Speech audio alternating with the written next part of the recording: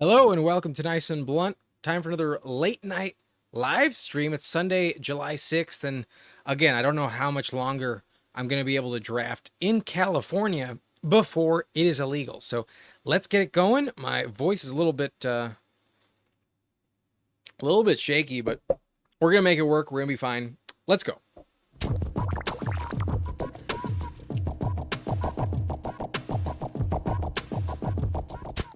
All right, here we are on Underdog, and it looks like my location has been a little bit weird on there. So I'm going to let you know what we're drafting in, and then I'm going to hop in on my phone, but I'll count it down for you. If you want to draft with me, you can. Give me 1 minute first. We only have another 9,000 spots, just under that, available in the Chihuahua. $4 entry with decent advance rates, 1 out of 9, then 1 out of 6 in the fantasy playoffs. So this is the tournament I will be joining, and let me pull it up on my phone in case you want to join. If you want to draft with me, you're always welcome to, and I've got it ready. So I'm on like a 5-6 second delay. If you want in, hit the button right now. Hit it right now, and I will join in 3, 2, 1. Should be synced up. 4 more spots available. So let me pull it up on the dashboard here. And I think it's full now. So hopefully if you want it in, you can get in. We have pick 1 again. Nice.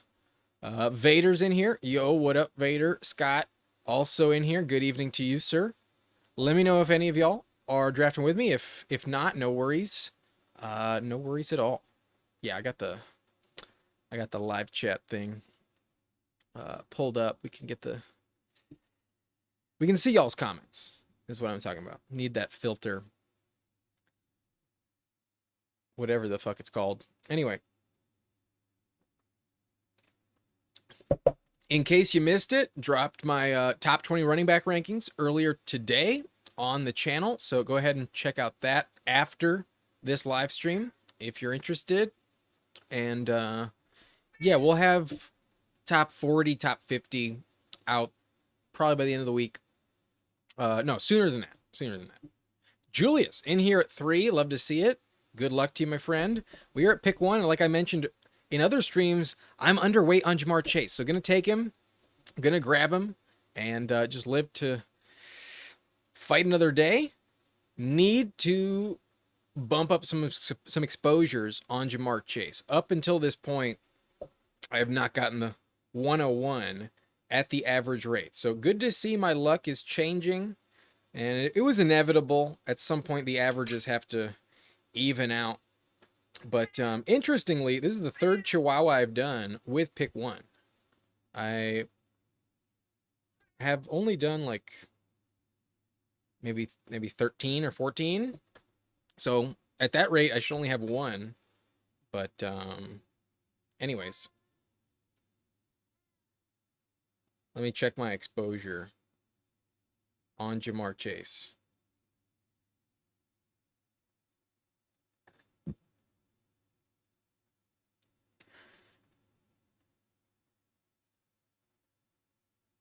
%6 Ja'Marr Chase. So I've not been getting it at that 8.3% average clip, but happy to take him here. Never going to regret it.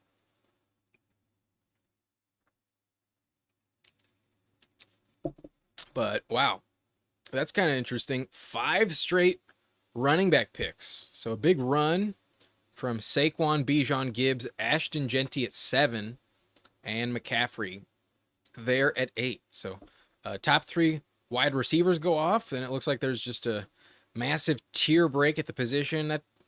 That's basically the truth about it. Can't feel as excited about wide receivers 4 through the rest. Gabe, is this a mock? No and yes. Like, in a way, this is how I'm mocking and doing all of my draft prep, but technically this is a real draft. There is money at stake. Everyone drafting in here is legit. So, oh, do I still have mock draft on the title of these? I should probably get rid of the word mock. But it operates as such, you know. most of these are not actually going to return money, and this is probably the best place to practice in general. Just the odds are not in your favor. Only 16% of these do advance in terms of breaking even on the cash you put in. But AJ Brown off the board.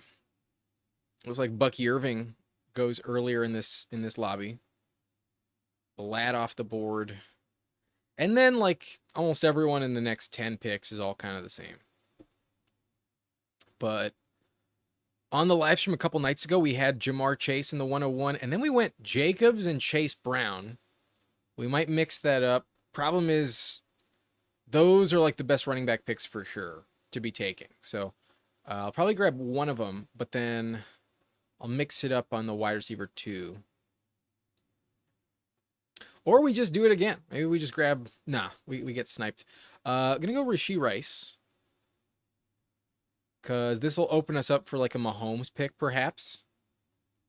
And I'm a little thin on Rashee. So let's grab Rashee.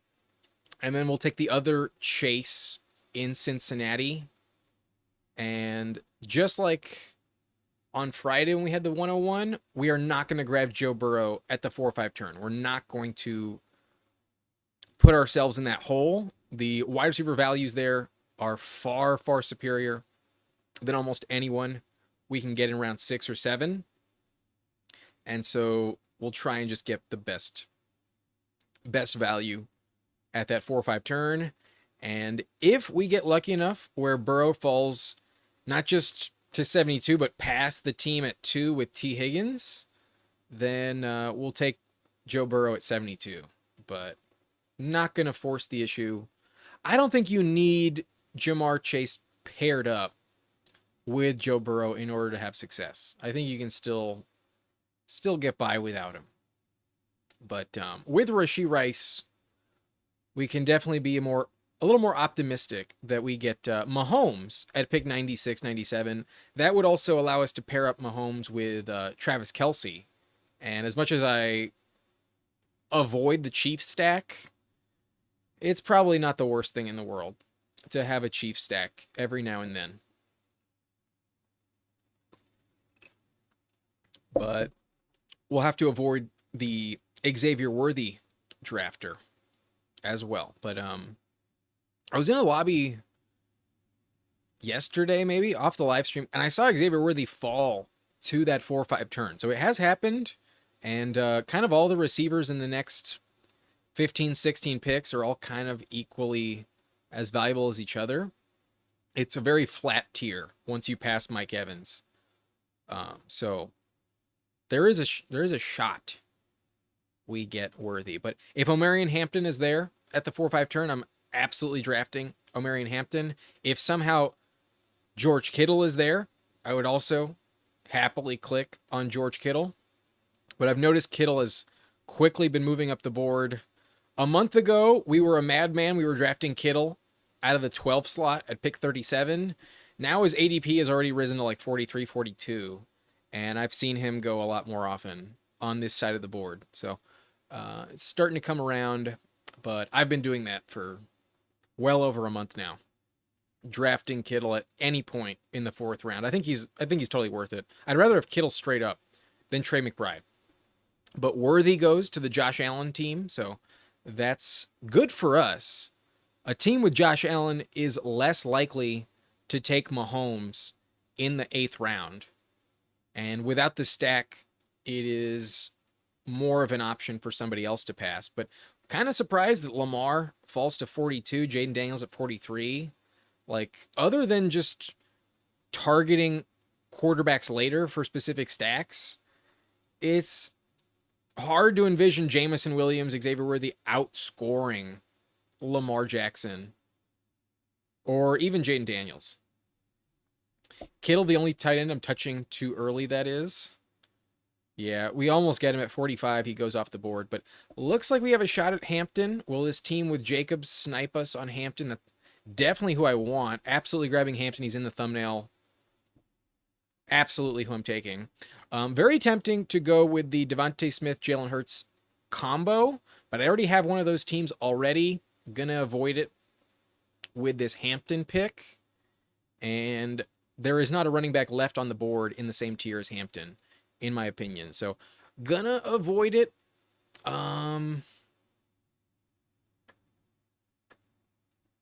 I think I'm going to go Waddle for the sake of exposure.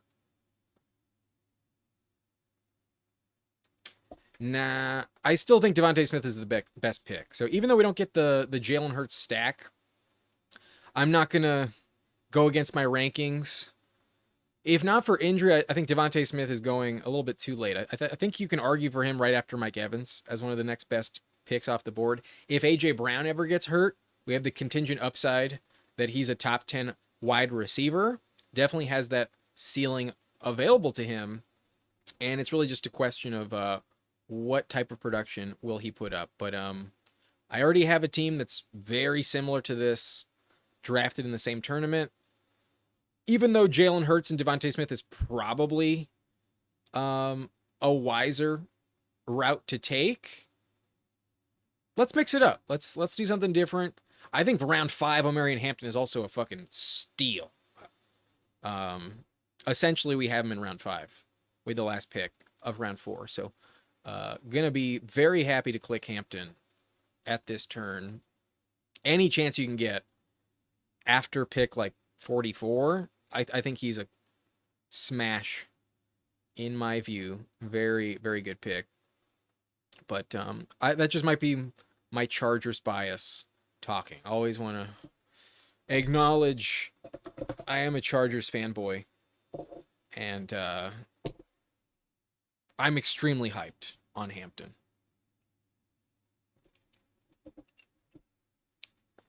Anyways, if you're new to the channel and you're enjoying so far, consider hitting that subscribe button. But if you'd like to wait a little bit, let me earn your subscription. I understand we're still kind of early in the video. If you are enjoying, hit that like button. You don't need to hit the subscribe button if you're new at this stage. I'd appreciate it if you did, but hit the like button. Hit that like button. What team is Kitty a fanboy of? She's a diehard Bengal fan. She's a Bengal herself, so she coerced me into putting on a Bengal costume for Halloween last year. She is very selfish, and she only sticks to her kind. She's a Bengal fan. And I don't blame her. I mean, Joe Burrow keeps that team entertaining. Even though the defense is bad, they probably miss the playoffs again. Always an entertaining game to watch the Bengals. That Bengals-Chargers game was one of the most exciting games last year. Final score was like 37-34. That was a good game. We were at odds here at home. We had a big bet going. Thankfully, I cashed. If not, I was going to have to sleep in the fucking couch for a week. But, no. She had to sleep on the couch. Chargers won. Also, Justin Herbert has beaten Joe Burrow every single time they've faced off. I think it's only happened twice, but Justin Herbert is undefeated against Joe Burrow.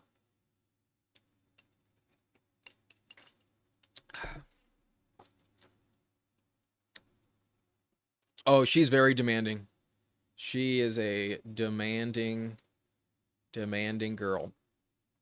Is Ladd too high in the second? Not really. Oh, we have a shot at Burrow. This team with Higgins takes him. So close. So close. I think I'm going to take Godwin. Falls 6 picks. I think I'm going to grab that value. And then let the clock time out. Use all of the allotted time.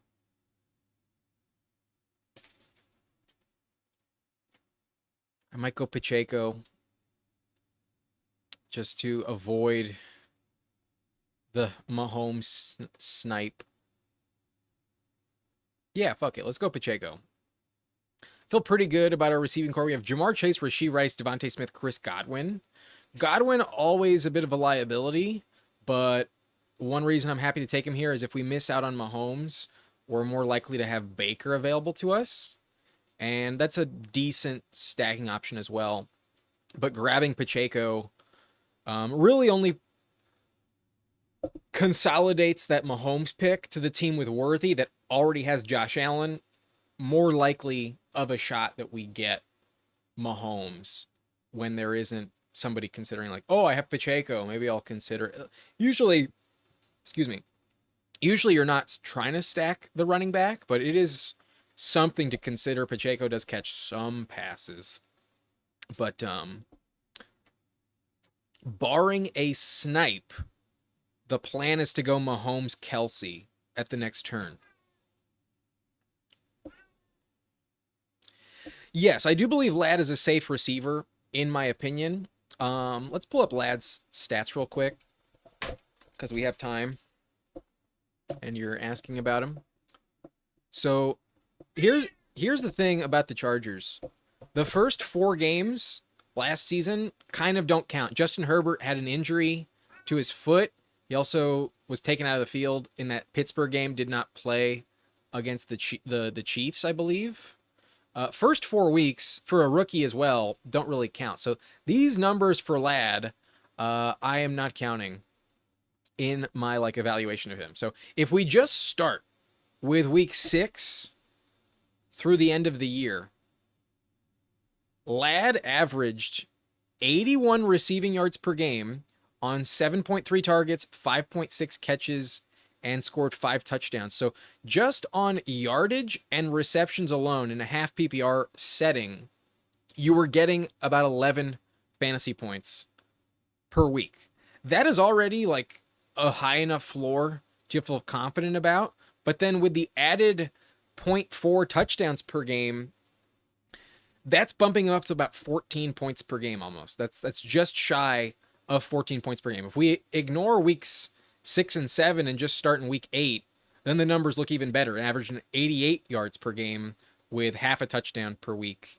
That's definitely over 14 points per game. That's in the top 15. That's like a top 12 receiver on a points per game basis. So the only concern you can kind of point to is more of a split target share with Trey Harris coming in and Mike Williams also there. Oh, damn, we miss out on Mahomes. He goes pick 86. That's a bummer.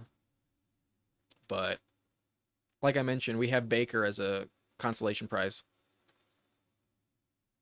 Anyways, I do think Ladd is going to be better. Justin Herbert in year 2 of this system, I think, will also pay off. So happy to take him. Definitely trust Ladd as a safe pick. Okay, we're going Baker to pair up with Godwin. Question is, who do I take with the next pick? Cup, not one of my favorite clicks. I've been drafting a lot more Jaden Higgins. With no Mahomes, there's no reason to take Kelsey.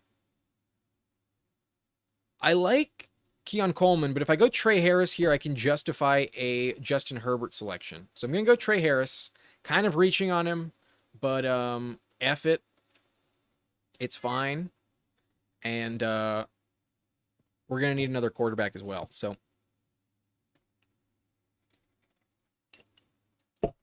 hopefully Trey Harris is better than Quentin Johnston.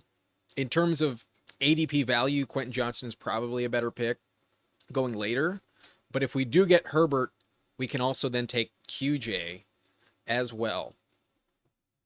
Cobra asking, what is the format of the subscriber league? It is at least last year, 12-team league, auction format.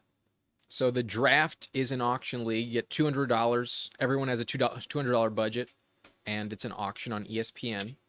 And it's pretty cutthroat. It's been very competitive.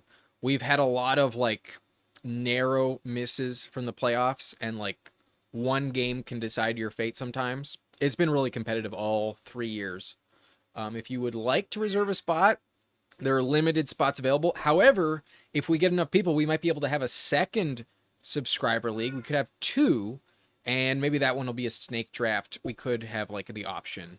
Would you prefer the auction draft or would you prefer the snake draft? We would need another 10 people to lobby for a pick. So if you would like to reserve a spot, go ahead and email me at niceandblunt@gmail.com, subject league, to lock up one of those spots. But it's a lot of fun. I am the reigning champion last year. In the first season, I had a terrible team. I I was really bad. I finished like 4-10. It was terrible year one. Drafted a bit poorly. Year two, I missed out by uh, just a tiebreaker of points scored. I was tied for seventh place, and I missed out on the playoffs. And then last year, I took home first prize. So if you want to take that prize from me, you're going to try and beat me, now is the time to do it. But I am the reigning champ in the subscriber league with a Jared Goff double stack of Jahmyr Gibbs and Jameson Williams carrying me. Also had Isaac Guerrero in the fantasy playoffs, along with Amir Abdullah. Amir Abdullah got me 17 points in the semifinals. That was a clutch start. Also had Nico Collins, T. Higgins in the final week. Jonnu Smith was my tight end, carried me. And then we also run with defense and kicker. Cameron Dicker was a very valuable option. He was my kicker. I also started the Steelers defense. They got me -1 in week 17. I still was able to come back and win. I beat Jason Calhoun, who had Bijan and Bucky Irving, Jamar Chase, and a bunch of other studs. Did he also have Jalen Hurts? No, I think that was a different team. He had a good quarterback, though. He had Mahomes. Yeah, we took the fucking title from the Mahomes team. Oh, that was sweet. That felt good. Wow, Bo Nix falling like a rock. Wish I had Sutton, but he goes 118, so it didn't work out. Does that team have Sutton? No, they do not. We're in line for Herbert, that's for sure. And then I'll probably go Tyler Warren. We've got Chase Brown, Omarion Hampton, Isaiah Pacheco. Could grab a tight end. Could also grab a running back. Tyjae Spears has been moving up the board a lot lately. Is he a better pick than Tyler Warren, though? Probably not. There's still some good tight ends, but I'm willing to trust Tyler Warren. I think we have a good running back core where this is not a critical investment. We're going to go Justin Herbert to pair with Hampton and Trey Harris. Hampton will be catching some passes. And then our tight end one is going to be Tyler Warren on this roster. So here's the full team. We have Baker, Justin Herbert. I think you can get away with just these two. So I'll try and grab a Cade Otton, Jalen McMillan later. But we also have Chris Godwin, so we at least have one player stacked up. And then at running back, we have Chase Brown, Omarion Hampton, Isaiah Pacheco. Running back core is decent. If Pacheco's healthy, if Pacheco's the guy, Pacheco might be a league-winning asset this year. But receiver, pretty strong. We have Jamar Chase. Always going to like your roster at receiver when Jamar Chase is on it. We have Rashee Rice. We have Devontae Smith. We also have Chris Godwin. And then we're taking a gamble on Trey Harris. And another rookie, the tight end Tyler Warren, should pay off at ADP. I think he's a fine click in round 11. The tight end I'm targeting most this year, if it's not George Kittle, it used to be Laporta, and then I've kind of come around that maybe that offense is not going to be the same in Detroit this year without Ben Johnson. If I miss out on Kittle, usually the tight end I want the most is Evan Ingram. Evan Ingram is my tight end 5. I'd rather have him than TJ Hawkinson. Much rather have him than Travis Kelce. And then I also think I'd rather have Isaiah Likely over Andrews. And even though Andrews is still fine, that definitely puts me more in the camp of Evan Ingram at the tight end position. But once you miss out on like this tier, once it's past like Njoku usually goes after Tyler Warren in the first place. But then I think there's kind of just a big grab bag of similar options. And the rookie upside we've seen in the past has materialized for some league-winning options. So whether it's Tyler Warren or Colston Loveland, I think it's fine. We have no shot at drafting Caleb Williams, so there was no reason to reach on Loveland. And Tyler Warren does open us up for Daniel Jones later on if we're feeling frisky, if we need that third quarterback. But I do feel like I can get away with just Baker and Herbert. I do not feel desperate for quarterback with the two I already have. But after our Tyler Warren selection, we see Tucker Kraft, J.K. Dobbins, Jordan Love. Does Love? Yeah, he's stacked up with Jaden Reed. Christian Kirk, Tyjae Spears, Marvin Mims, J.J. McCarthy, Colston Loveland, Bashal Tootin, Hollywood Brown goes to the Mahomes team. At least they have someone to pair with Mahomes. But at the time, that did not look like a justified pick by Team 11. Maybe they're a Chiefs fan, in which case, fuck them. Trevor Lawrence, CJ Stroud. I am such a fucking hater. When it comes to the Chiefs, I am such a fucking hater. I've just fully embraced it this offseason. Like, why pretend like I'm not?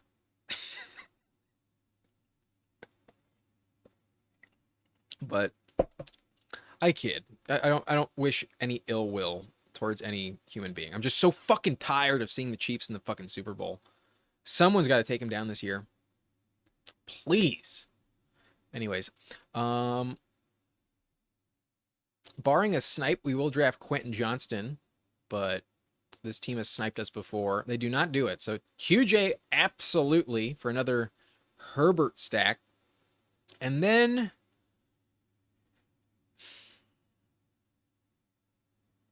I only have 3 running backs. I should probably focus on that position. Kincaid and Jonnu are not stackable on this roster. I'm going to go Trey Benson. I think I have a good enough running back core. I can risk the Benson investment. James Conner, I think, is still really good, but at the age of 30, probably going to miss some time. Last year, the only time he missed, Benson was also unavailable, so we never got to see what Benson can actually do as the starter.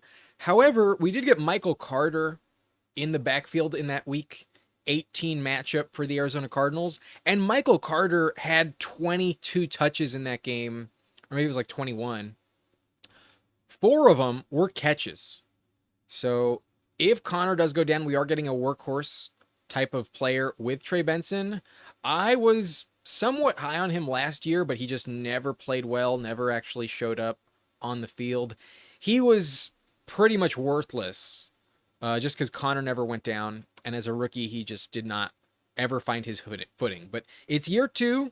He should be better in pass protection, might have a better opportunity to stay on the field. And coming out of college, I didn't hate his profile, but the overall class a year ago was just such abysmal options overall.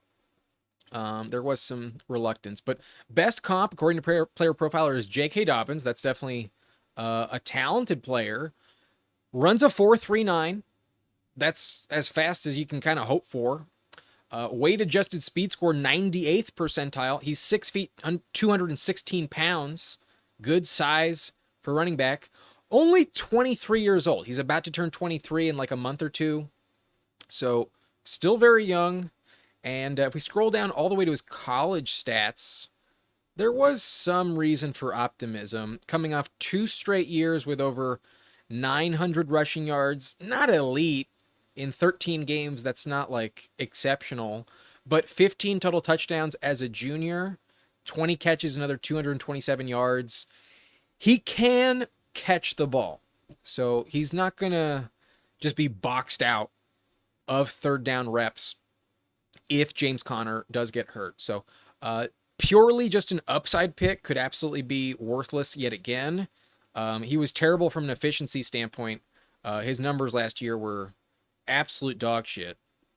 But okay, he had 13 games last year, 63 rush attempts for 291 yards, 4.6 yards per carry is fine. It's nothing like exceptional, but 6 catches, another 59 yards, only 1 total touchdown. He was trash in fantasy last year. But blame James Conner more than just blaming him. I wish he was healthy for that game at the end of the season instead of Michael Carter, I would have loved to have just one sample size of Benson as the guy heading into the year. Because if Benson had actually been the starter, I'd probably have just as much confidence in him as Ray Davis. We're just kind of blindly hoping that Benson is what we would like him to be. At least we know with Ray Davis, when James Cook did miss time, Ray Davis was a workhorse. Ray Davis had 17 fantasy points in his lone start without James Cook. But oh boy, Jonnu fallen all the way back around. At this point, I think it's excessive hate on Jonnu Smith at this price point. Pick 168, I'll happily take Jonnu off the board here as my tight end 2. Question is, do I go Cade Otton? Jalen McMillan looks like he's already off the board. So that's kind of our only other stacking option. With Baker, yeah, McMillan went 161. I'm not dying to draft these receivers. I'm not dying to draft a third quarterback. So yeah, I'm going to go Cade Otton. We have 2 quarterbacks, 3 tight ends, and the combination of Tyler Warren, Jonnu Smith, Cade Otton does offer some upside. So Warren, hoping for a rookie breakout. Here, sorry, the cropping I did on this, the crop job, not the best.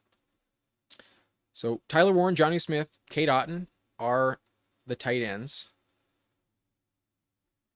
Quarterback, we have Baker Mayfield, Justin Herbert. Running back, Chase Brown and Marion Hampton. That's a pretty elite duo at the top, in my view, with some league-winning upside in Pacheco and then a lottery ticket in Trey Benson. And then receiver, we got the double stack with Trey Harris, Quentin Johnston for Justin Herbert. We also have Hampton stacked up.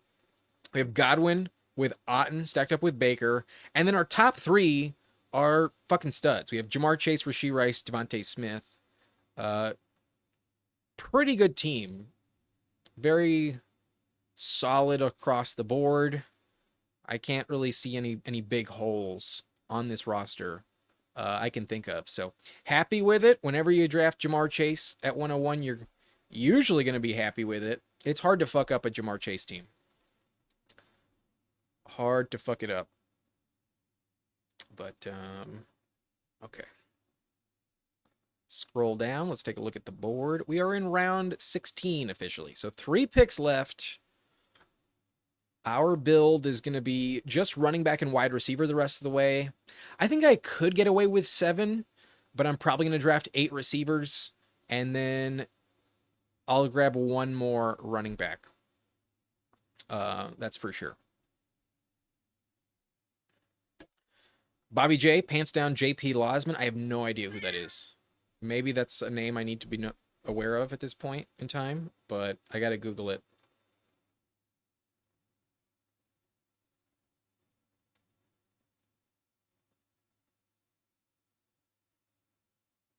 Former NFL quarterback for the Buffalo Bills. Yeah, man. Maybe that was before my time.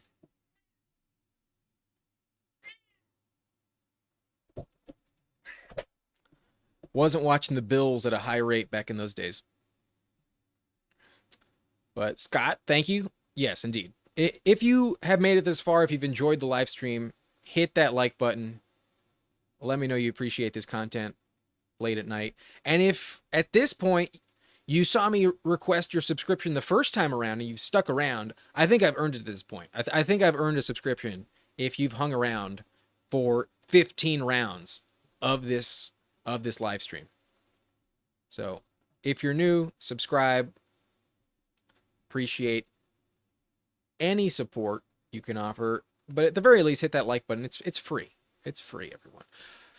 Tempted to go Rodgers a little bit because we have Jonnu, but I think it's unnecessary. I think with the risk of Pacheco getting hurt and Benson being another 0, I'll grab Justice Hill. I'm pretty comfortable with Justice Hill. I think he has value. And then we need 2 receivers to close this thing out. I'm fine with Darius Slayton. I don't have much Dyami Brown, though. And it sounds like Dyami Brown's going to be on the field. Top of ADP, fuck it. We'll go Dyami Brown. Maybe Travis Hunter doesn't have much of a snap share, and Dyami Brown does offer some value. I'm going to turn off my air conditioner real quick. I'll be back in like 5 seconds.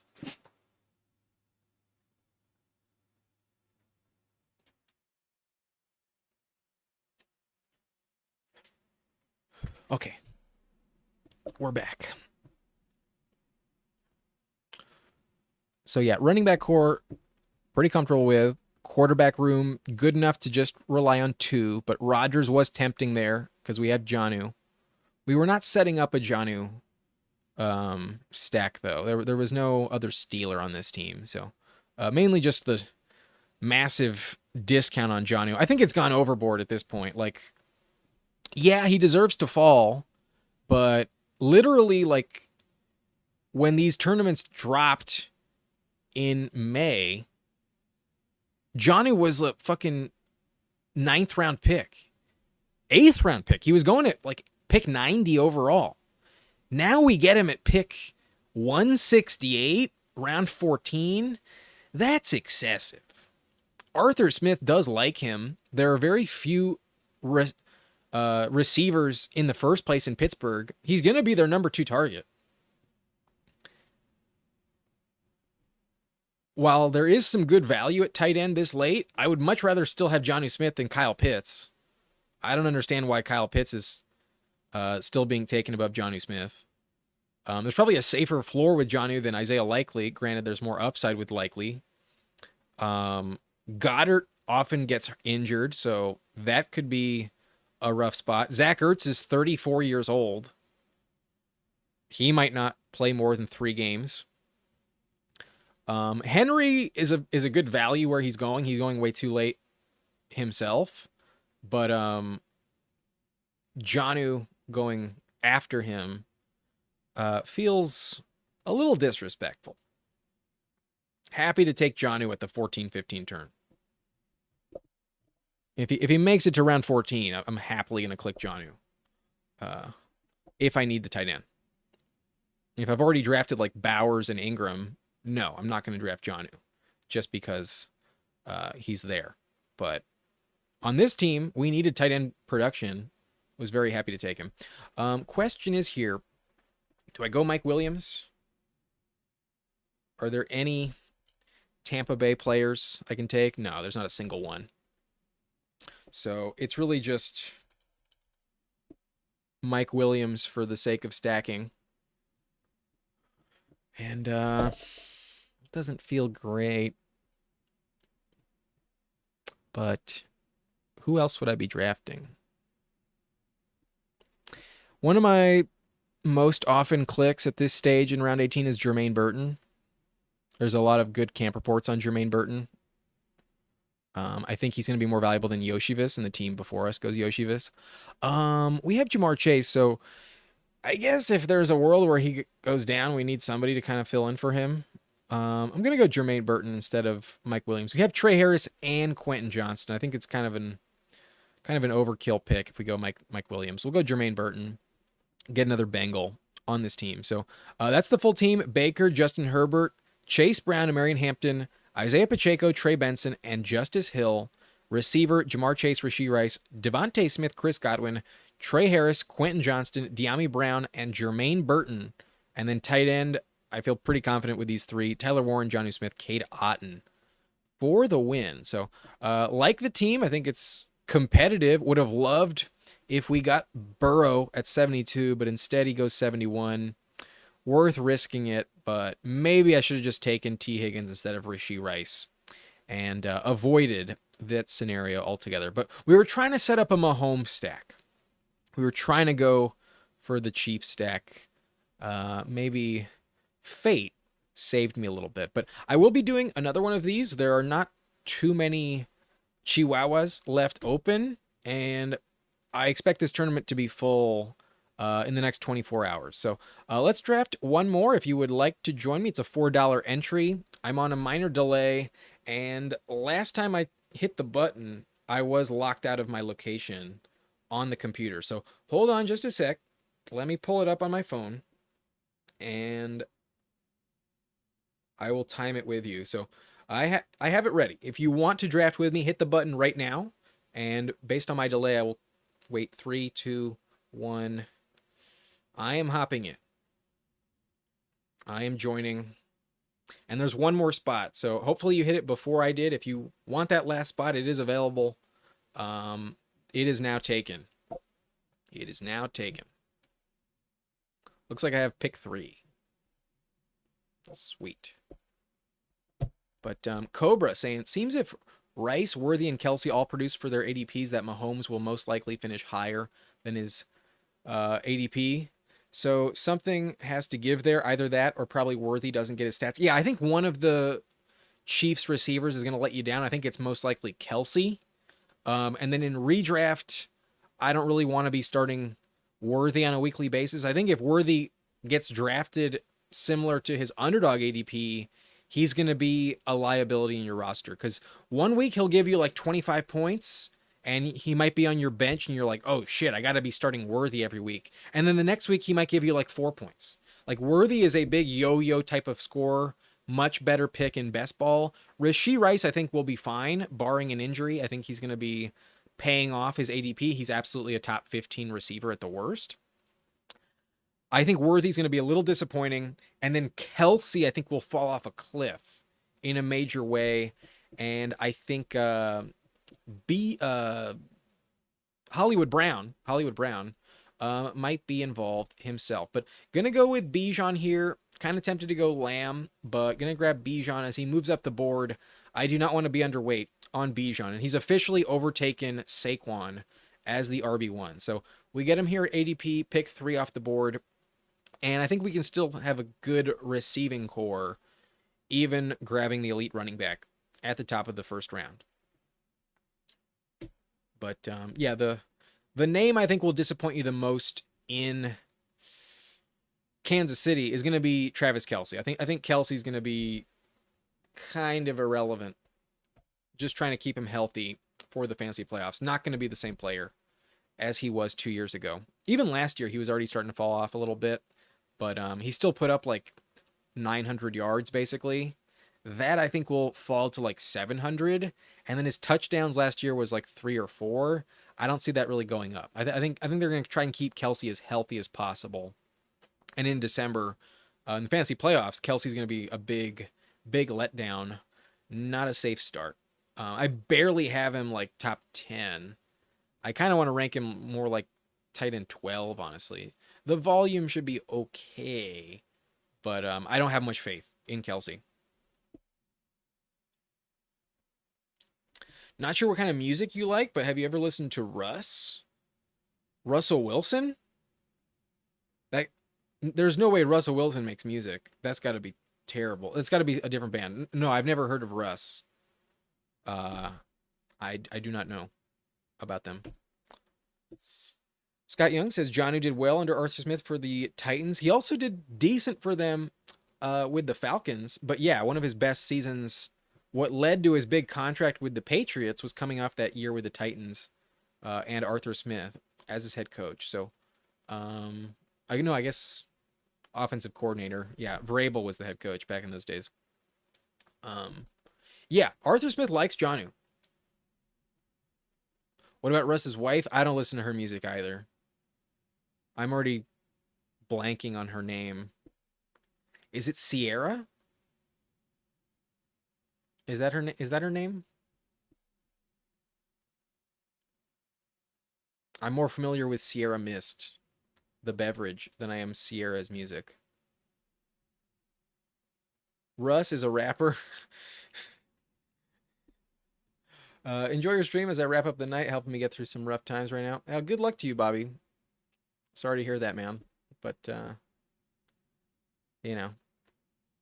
best of luck to you. Hope everything's well. And any advice I can offer is just trust your intuition, man.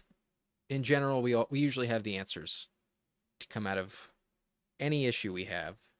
Just got to listen to that inner monologue. Intuition usually knows best. Anyways, would have loved Bucky Irving there. Kind of pissed I did not get Bucky Irving. Fuck.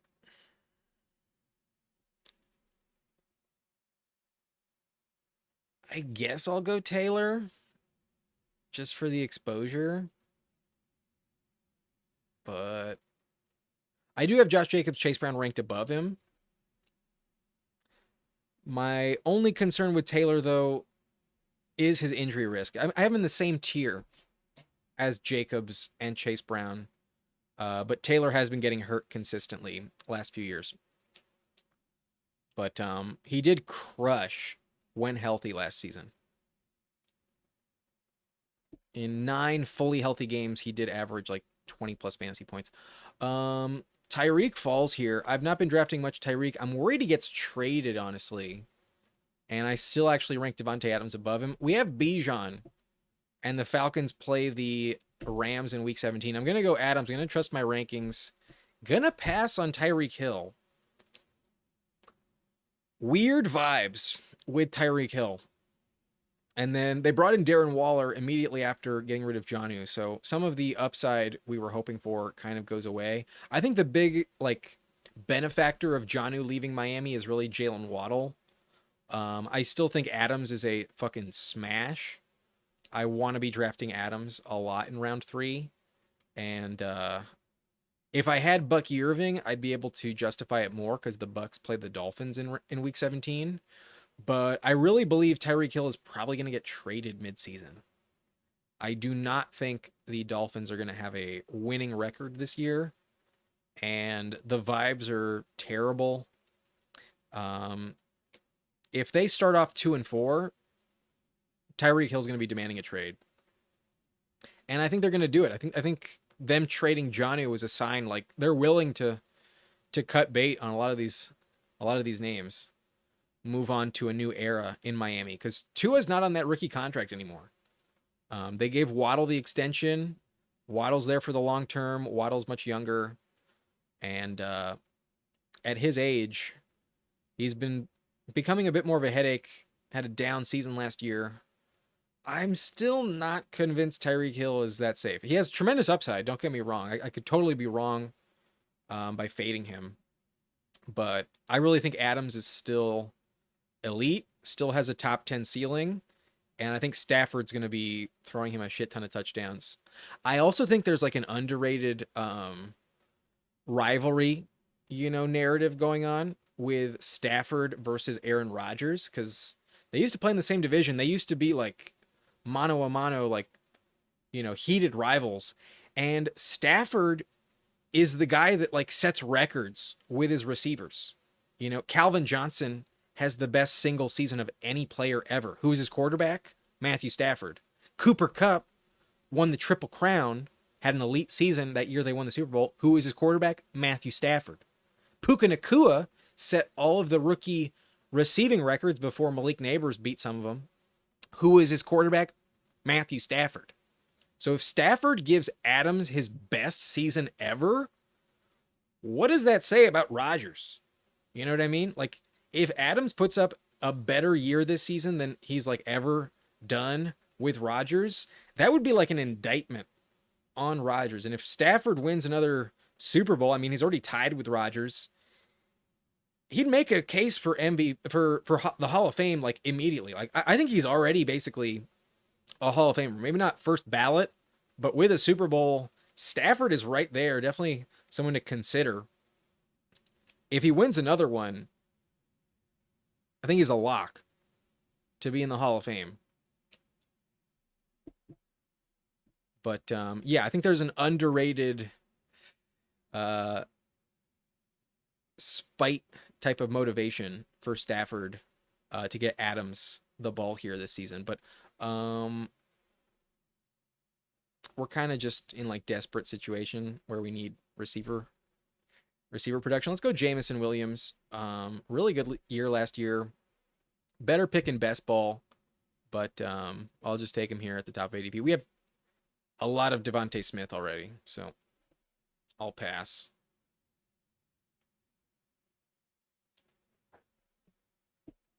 T. Higgins or Adams? I have Adams one spot above T. Higgins.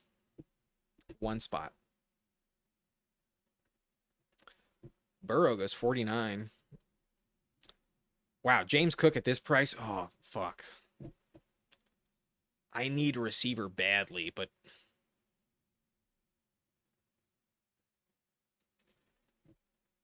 nah, I can't do it. I'll take James Cook here. Round 5, James Cook. That's too tough to pass up on. So, an elite running back room. We're going to be avoiding that position for a while now with Bijan, Taylor, and Cook. That's pretty fucking good. Round 5, James Cook. I'll take that. I'll happily take that. I still rank James Cook above Hampton. He scored 18 touchdowns last year. His upside's undeniable. It's just a question of what's his contract situation looking like? Will he hold out at all? It seems like they've been calling his bluff, and he is like kind of like holding in. But these days when I draft James Cook, I want to be also handcuffing Ray Davis as well. But yeah, I agree, Jeremy. All day in round 5 have to take James Cook. Like the drop off from James Cook to Alvin Kamara is fucking steep.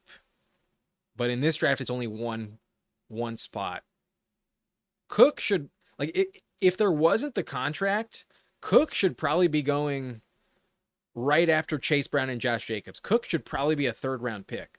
But because of the contract and the brutal vibes going on right now, he's been falling. And for him to be available in round 5, it just feels like an excessively low price point. What you drafting?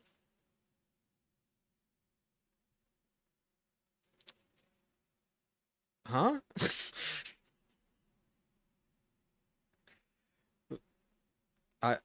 I'm drafting on Underdog. I'm drafting a best ball team.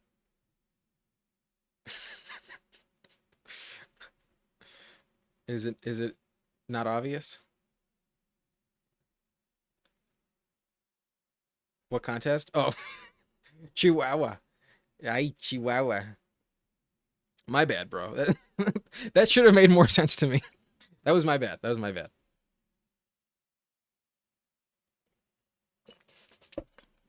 Okay. So we're locked into receiver, I think, around this turn here. I think I can afford to pass on receiver with these next 2 picks. Hoping for Jakobi Meyers. I think he's like the safest guy in this range. Definitely one of my more targeted players. And once Calvin Ridley is off the board, I think you could argue that Jakobi Meyers is actually the most valuable wide receiver after him. Very safe option. A bit more of a floor play, but last year only had 4 touchdowns. The year before he had 10 total touchdowns. And I would expect a bounce back in that department now that Geno Smith is his quarterback. So the team with Bowers passes on Jakobi. If Jakobi is available at this spot, I will definitely take him. Kind of feel like no, he does not get sniped. Beautiful. Yeah, this is like an auto click for me, especially given who I already have. I need a high floor. Fuck, we have 3 week 8 receivers already though. Shit. Can I bait you in a BBM this week? Not tonight, but sure. Later this week, we'll do a Best Ball Mania. I've been meaning to do one, and I probably would have done some last week, but the Pitbull was available, and the Pitbull has such better advance rates. I wanted Shakir. Am I really going to take Deebo here? I don't want to. Deebo scares me, but I do believe in the Commanders this season. There's some weird vibes with Terry at the moment and his holdout. I trust Jaden Daniels. Let's take Deebo. It's risky. I have very limited Deebo so far. But in round 7, it's at least a bit more tolerable than in round 6. Wanted Shakir. I think the floor of Shakir, based on who I've drafted so far, would have been my preferred option. Like, I know for a fact what I'm getting with Khalil Shakir. He's not flashy. There's not much upside. He's not actually the best pick in best ball, honestly. Debo's probably better for best ball. So his ADP is probably justifiably higher. But if I had gotten Shakir or Ricky Pearsall instead there at 75, I would have felt a lot better than Debo. But it's worth taking him sometimes, you know. Don't want to completely fade him. He does have like access to like a 30-point ceiling in any given week. So a better pick in best ball for sure. I'm just worried he gets hurt. He's been getting hurt, banged up a lot lately. And there's a chance he, you know, misses a lot of time. Cobra says, I see a Steelers implosion. Hot seat Tomlin, Arthur Smith, and Rodgers won't be close to eye with the offense. Metcalf is not a Garrett Wilson type, going to be A-Rod audibling out of Arthur Smith run calls. I agree. I can't see them as a playoff team. I just don't see it. I don't know if they're going to be a terrible team. Their defense is still going to be really good. I think they're going to start off relatively good and then like implode midseason again. There's no way they win a playoff game, and I don't even think they make the playoffs. I think even at 10 wins that they probably get bounced from the 7 spot this year. I think you need 11 wins to guarantee a playoff spot, and then 10 is going to be a tiebreaker just like last year. I would pick some other teams to take it ahead of them. But yeah. I mean, Rodgers could also get hurt as well, you know, like maybe not an Achilles injury, but it could happen for sure. Yeah, I don't trust the Steelers either. Just too many moving pieces, a lot of weird vibes, and not enough ingenuity on the offensive side of the ball. I think that's a decent take there, Cobra. Wouldn't disagree very much. Jeremy loves Debo this year. He's built fucking they love the dump off. That's true. His play caller will get him involved heavily, and like last year they had no one other than Terry. Like Olamide Zaccheaus was putting up some big games at the end of the year. Zach Ertz was very productive. There is some genuine upside with Debo. I will acknowledge it.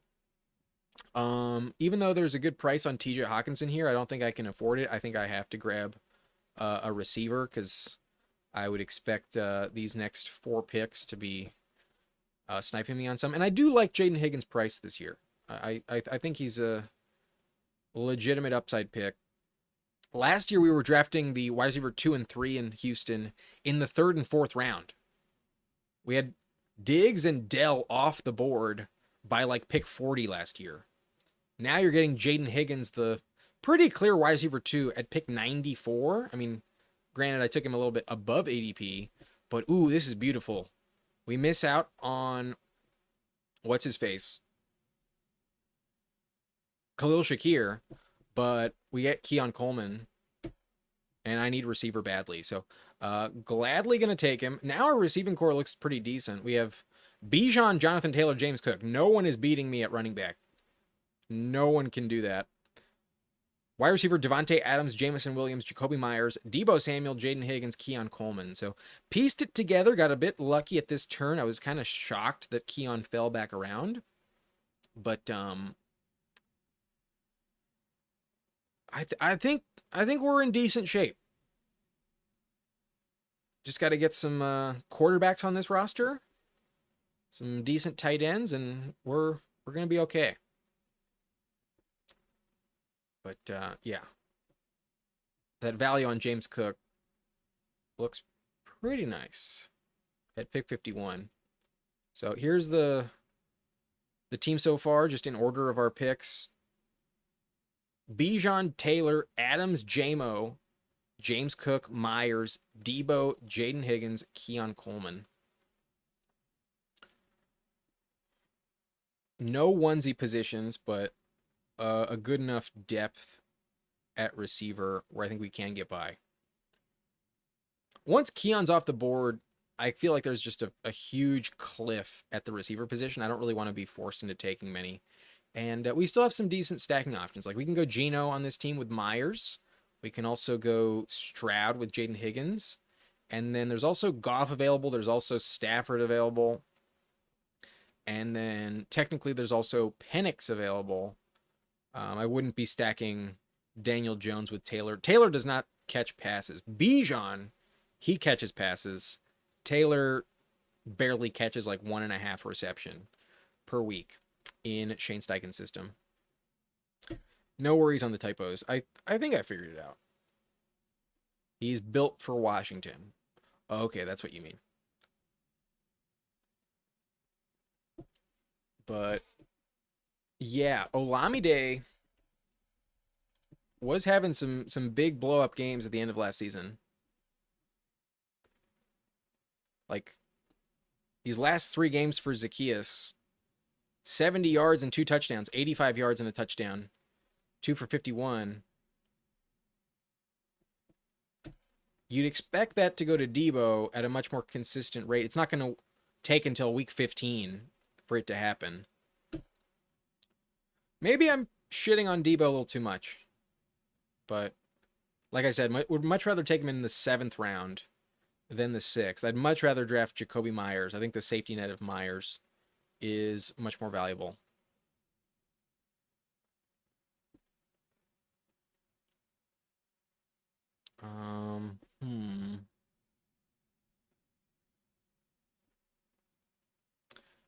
We don't have a stacking option for Caleb. It looks like Goff is already off the board.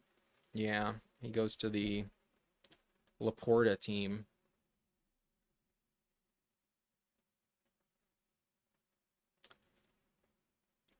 I could justify Drake May here. Drake May does not need to be stacked up with anyone. But Caleb, I do have ranked higher. And then there's still Loveland on the board. I think that's what I'm going to do. I'm going to take Caleb Williams here and then Loveland in the next round. We need a tight end. And similar to our Tyler Warren pick in the last draft, I believe these rookies in the 11th round are worth it. Even though Loveland's ADP has been falling, I wouldn't expect him to fall all the way to 142. He usually goes like 130 to 135. Burden off the board. I was not interested in Burden. Burden is yet to sign his contract and missing training camp so far. Not good. Yeah, so Loveland is our tight end. We needed something at QB and tight end, and we got a stack. We got the Chicago QB poised to smash this year. Caleb is my most drafted quarterback this season, so whenever he falls, I'm happy to take him. We get him 9 picks past ADP. Stacked up with Loveland feels good.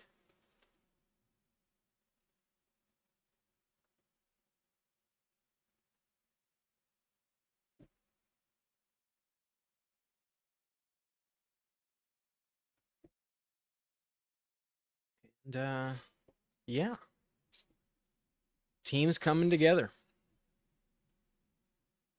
Cobra is all out on Debo, or are you all in on Debo? Maybe.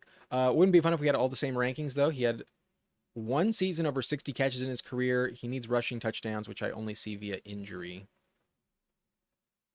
New things can happen with a different team though.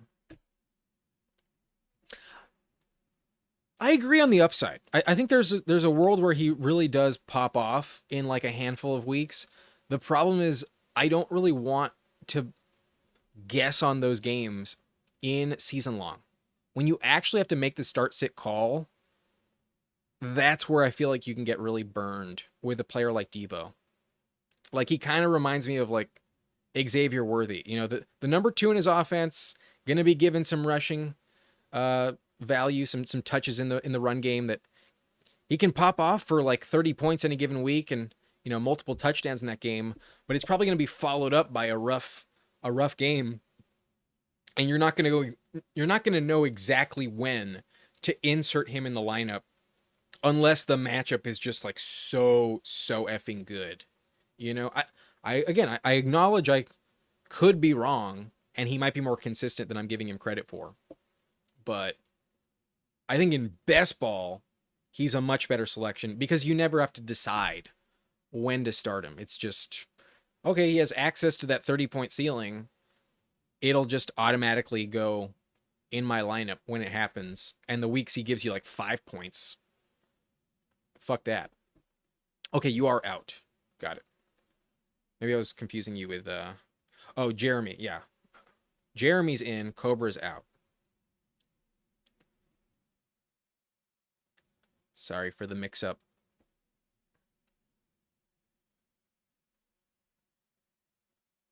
Kyle Williams is falling, but he feels like a name that should be falling. I don't know if I trust Kyle Williams, in all honesty. I still kind of feel like Demario Douglas might be the most consistent receiver in that offense. If Tootin is there 3 picks from now, I will absolutely draft Bashal Tootin. I'm a Tootin fanboy. We got a shot here. This team has 4 running backs, only 4 receivers. I think they're going receiver. I think they're going to pass on Tootin.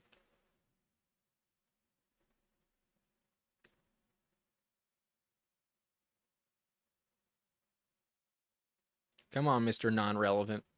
Give me Bashal Tootin. Fuck yes! Oh, yeah. I love Bashal Tootin this year. As he falls, I will scoop him up all day. Pick 142. Hell yeah. I think he can be more valuable than ETN. I really do. Again, though, another player I much more prefer in best ball. That 3-man committee is going to be a headache to trust on a weekly basis. I'm never going to know exactly when you should be starting one of those players. Unless, like, you know, by week 8, one really emerges as the clear option. I'm hopeful that it's Tootin, but it might be someone else. I should probably grab Stafford. I should probably play it safe. I want Likely in all honesty. I really want him, but I have a lot of him already. I'm just gonna take Stafford because we have Adams. Want the stack, and we grabbed another running back, which is kind of like a luxury pick at this point. I probably should not have taken a running back at that spot.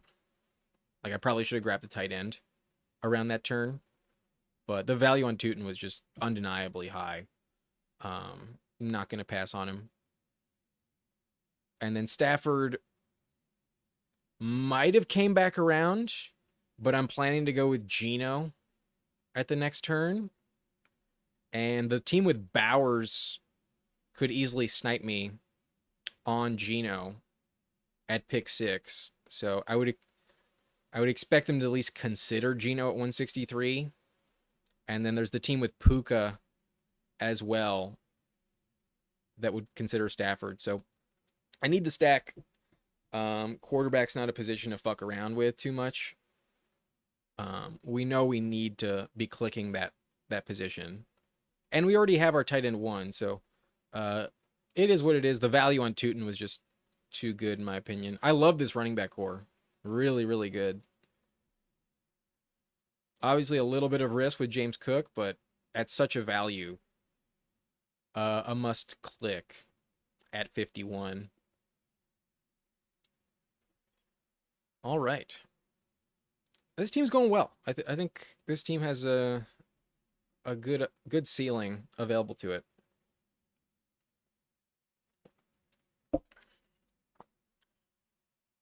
But when we go Devontae Adams as our wide receiver 1, that's probably the player I should be stacking with the most sense of urgency. We miss out on Goff.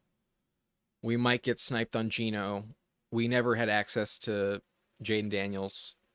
Stroud, we ignored because we got Caleb at a discount paired with Loveland. And then Keon never had a stacking option in the first place, given Josh Allen's the first guy off the board. But if Geno falls to me at 166, that is definitely going to be my pick. I think he'll go off at 163, though. And if he does, then maybe we'll get Johnny Smith again.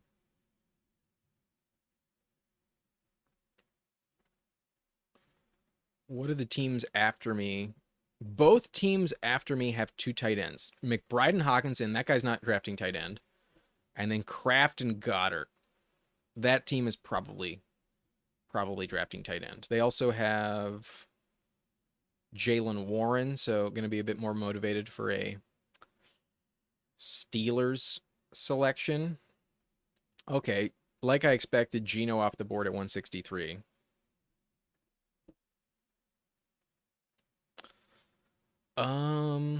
With that in mind, yeah, we said it last time.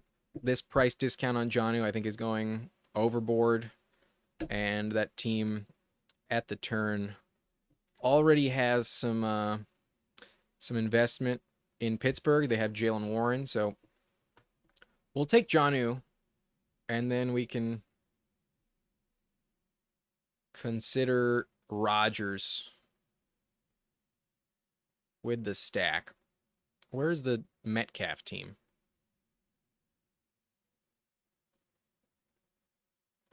Team with Metcalf is also the Bowers team. Oh, wow. Yeah, that team with Bowers didn't even have a quarterback up until this point.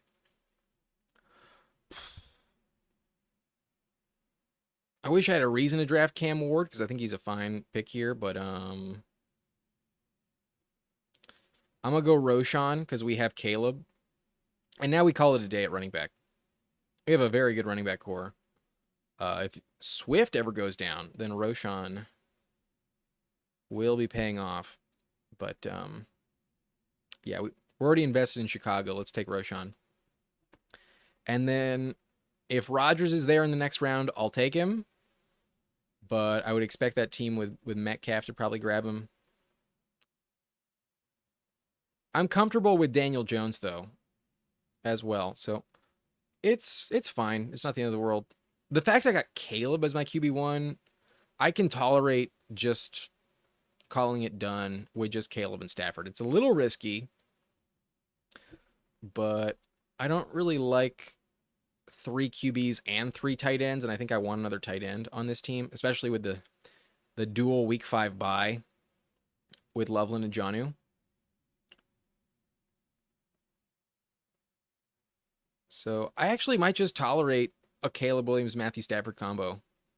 Just 2 QBs. Because we're done at running back. I need some more receivers. I think I need 2 more receivers. And there's only 3 more rounds left. So yeah, unless there's a excellent value on Daniel Jones, I think I'm going to cool it up at quarterback. Cobra says, oh, this is in regards to Debo, I assume. 22 receiving touchdowns in 6 seasons, needs rushing for fantasy. Absolutely. But that's not something that goes away, you know? That was part of his contract extension, the assumption that he was going to be running the ball consistently every year.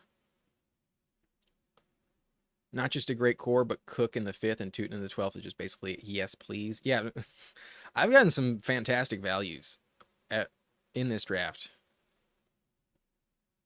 Feeling good about this team.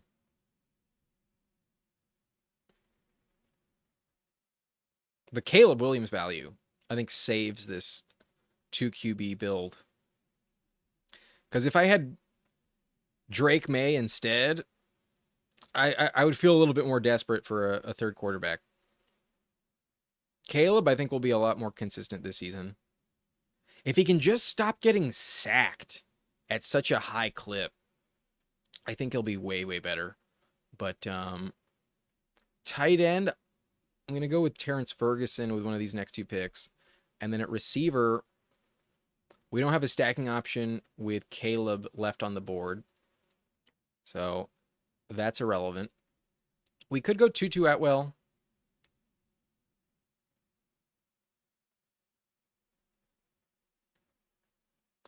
Part of me thinks that the guy you'll need as the number 3, though, is Jordan Whittington. So maybe I just grab all of them, and maybe we make the argument that Puka goes down. Um, yeah, that team has McBride and Hawkinson. That team has 3 tight ends. I'll go Tutu Atwell here to pair up with Stafford. And then, even though there's plenty of other tight ends ranked above him, there's not a receiver that like jumps off the page as like, oh, you need to draft him above Terrence Ferguson. I know for a fact I want Terrence Ferguson on this roster. So I'm just not gonna fuck around.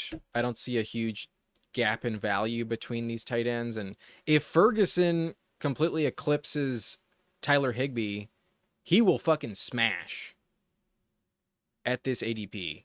Absolutely warranted in round 17 with our Matthew Stafford investment.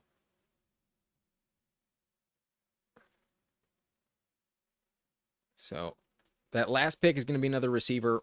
We need one more. But here's the team. Caleb Williams and Matthew Stafford at quarterback. Running back, elite running back room with Bijan, Taylor, James Cook, Bashal Tutin, Roschon Johnson.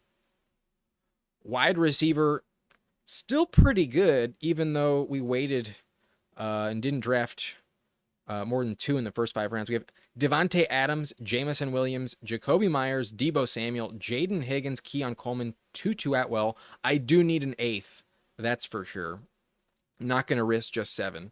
And then tight end, Colston Loveland, Jonnu Smith, Terrence Ferguson. A pair of tight ends that I think will pop this year. Very high upside. And then Jonnu Smith at such a value, just can't pass up. Yeah, I feel pretty good about this team. But we gotta land the plane. We need that 18th round pick to hit. Cobra says 18 rounds is so tough. I usually do DraftKings with 20 rounds and always want a few more there just for injury reliance. Yeah. When these drafts are available before the NFL draft and you can go 20 rounds, I feel a lot more confident in some of these like random flyers. But yeah, you just got to target upside and hope for the best. Boy, that team at 6 goes Geno, Darnold, and Daniel Jones as their 3 quarterbacks. They are really risking it. They waited that late for quarterback. What did their team end up with? Saquon Bowers, JSN Metcalf, Chuba, Jerry Jeudy, Matthew Golden, Cooper Kupp, Etienne, Charbonnet, Warren, Quentin Johnston, Leggett, Geno, Darnold, Daniel Jones, Justice Hill. Not bad, but quarterback is kind of shaky. Granted, I do think those are some of the 3 most valuable quarterbacks just based on ADP. I really like Geno this year. I think he'll crush. He's going off as like quarterback 25. That feels a little too low. I don't see much of a difference between quarterback like 18 and 25. I think all of them are kind of the same. So if you're getting the last drafted one, you're in good shape. But there's a big difference between quarterback 12 and quarterback 18. Trusting those super late round guys is, you need 3. You can't get away with just 2. Okay. We take Jermaine Burton like crazy, but I also take Torrey Horton a lot. We mentioned Jordan Whittington. Fuck it. Let's go full Rams onslaught with the assumption that Puka goes down and maybe Tutu Atwell and Whittington just trade off in terms of actual viability. Yeah, maybe a bit of a hedge, but it does correlate. It makes sense. And every time I click Tutu Atwell, I'm kind of like, it's probably going to be Whittington. Watch. Because when Whittington did fill in, he actually did get some targets.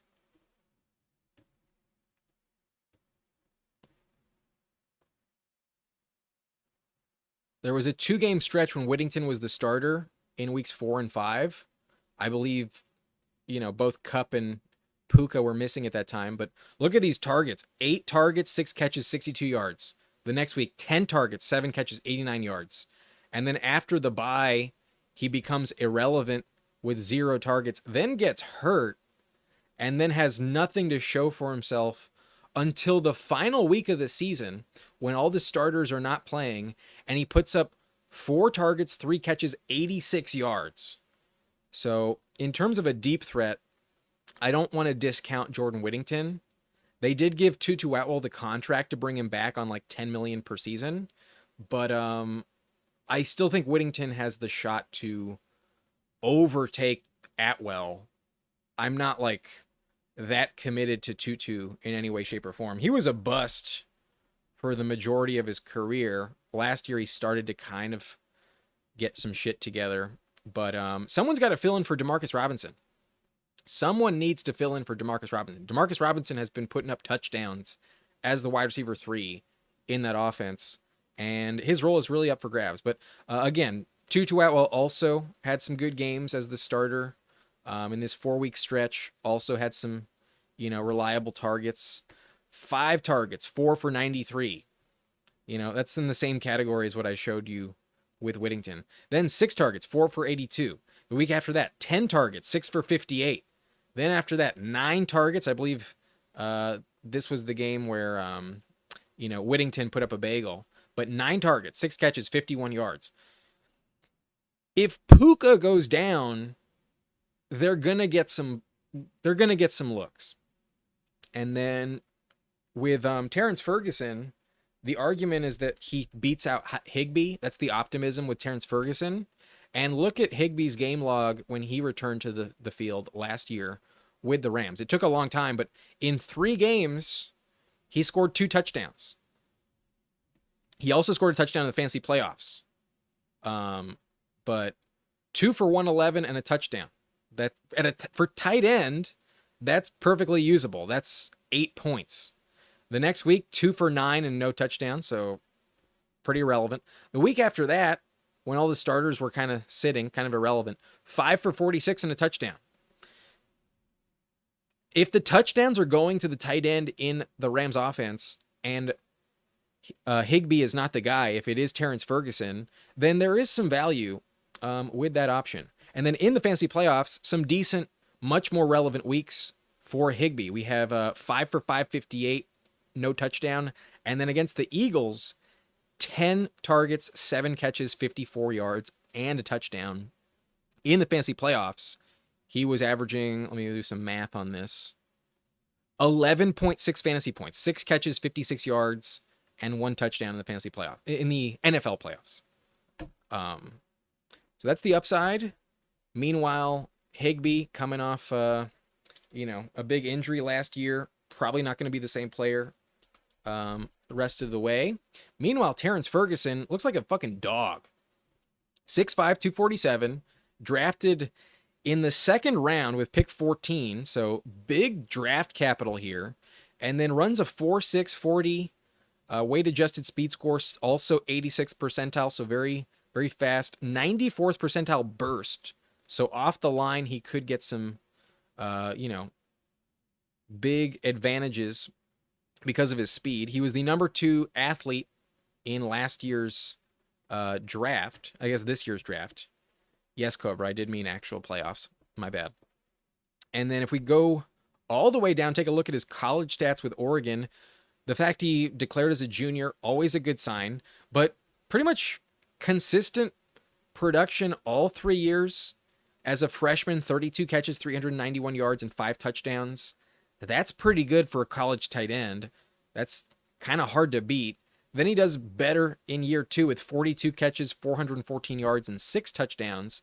And then although as a junior, only 3 touchdowns, his yardage did explode a little bit. His yards per reception, 13.7, 591 total yards on 43 catches in 12 games. So a very good prospect, a very talented option.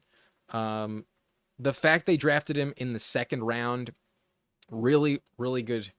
Good vibes there. They traded away their round 1 pick. So this was their first draft pick this season.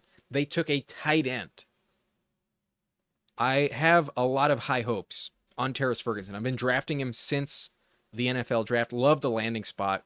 And this team 100% justified it with Stafford as our quarterback, and only Caleb Williams as the other option. So like this team a lot. Let's do one more.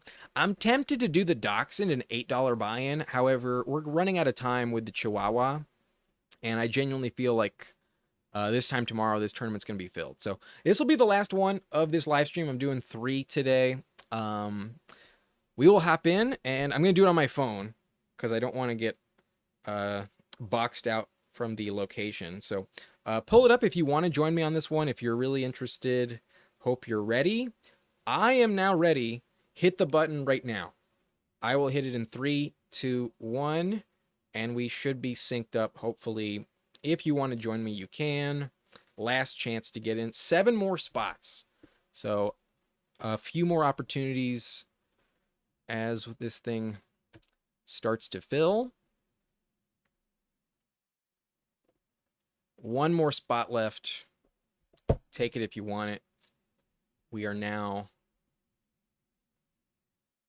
full in this lobby. Hopefully a middle pick, been 1 or 10 like 5 times. Yeah, we get 8. So kind of in the middle, but one of my least favorite picks. 8, you're in kind of a dead zone a lot of the times. Like, you miss out on some of the values. However, I have said this before and also gotten like some of the best values ever. Like, I remember 2 or 3 weeks ago, we had pick 8 and I was shitting on it hardcore from the jump, and then we ended up getting Jalen Hurts to fall to us at pick 65 in the 6th round. I was like, okay, actually pick 8 is where you need to be. So you can still make anything work, but probably one of my least favorite picks is pick 8.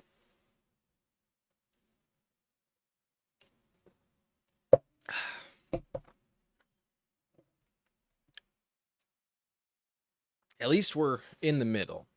Relatively in the middle.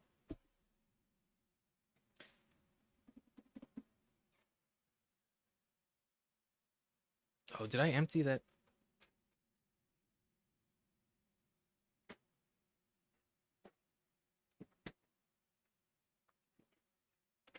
No, I still have some coconut water left.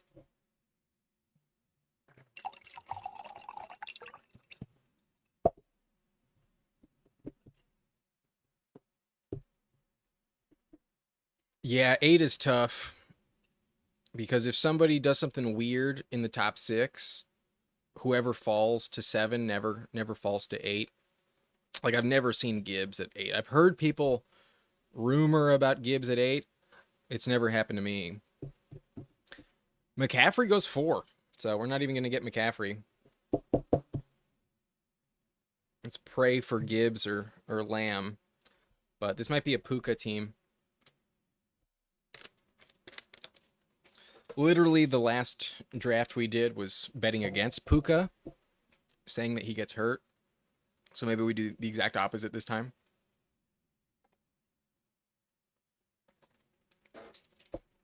Lamb at 6, Gibbs at 7 is what I would assume. And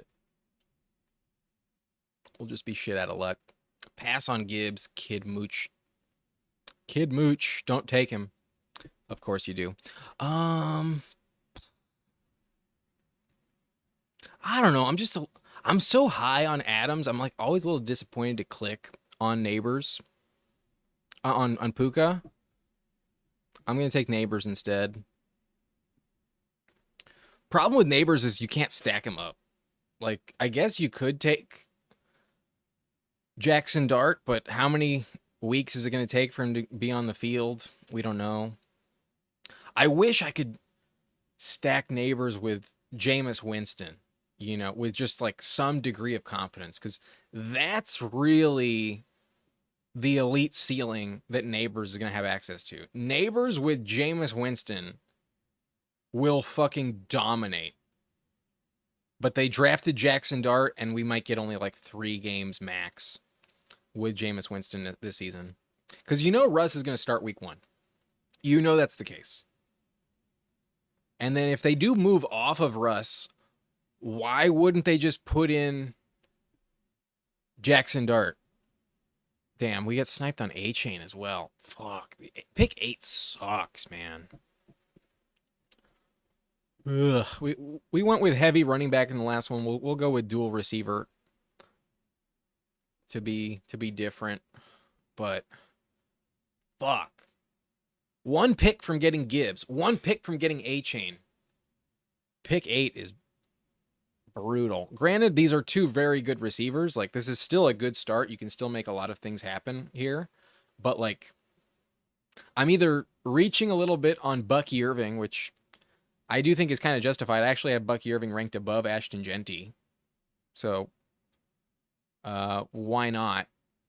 But it feels a little bit weird to do sometimes. I probably should have done that. I probably should have taken Bucky. I could have also justified a Bowers pick there because the Giants and the Raiders play each other week 17. I think that game is actually going to be really, really good for fantasy. In the Raiders dome, the Raiders should win, so Neighbors should probably fucking smash in terms of targets. But that team at 4 with McCaffrey goes Bowers. Get him at 21. You know what? Let's hope and pray that Trey McBride falls all the way to us at 32. I've seen him fall to 33 once. Maybe this is the day we actually click on Trey McBride. Yeah, you get sniped so often at pick 8.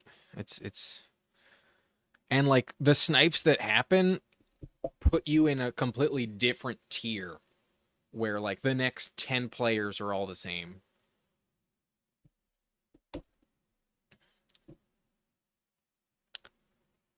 But not gonna completely shit on a Neighbors AJ Brown start. That's not terrible. That's not the end of the world. But it is in line with ADP, so it's not unique by any stretch of the imagination. Jacobs goes. Watch this team take Chase Brown. So we don't even get good running back value. It's probably what's going to happen.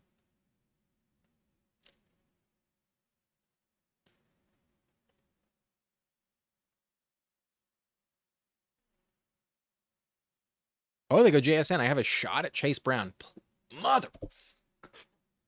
Motherfucker. Fucking bullshit.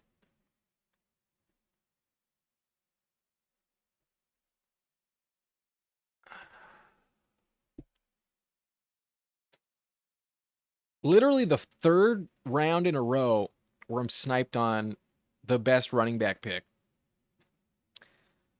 God damn.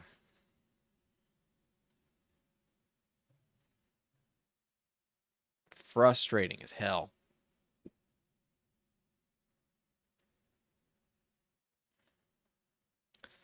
But we go Josh Allen. This makes it a little bit more likely that we can get a Khalil Shakir stack or potentially a Keon Coleman stack.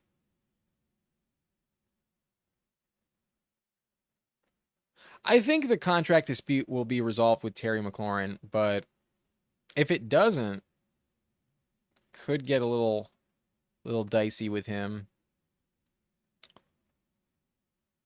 I'm fine taking him generally, but I've been meaning to kind of catch up a little bit on Josh Allen. So at least we have the elite QB.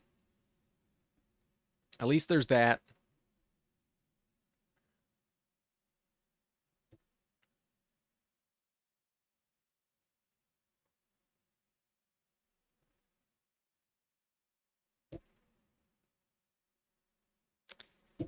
And James Cook is my most highly ranked running back left on the board. So we will take James Cook. Nowhere near the price discount we got in the last draft where we took him at 51. But does stack up with Josh Allen.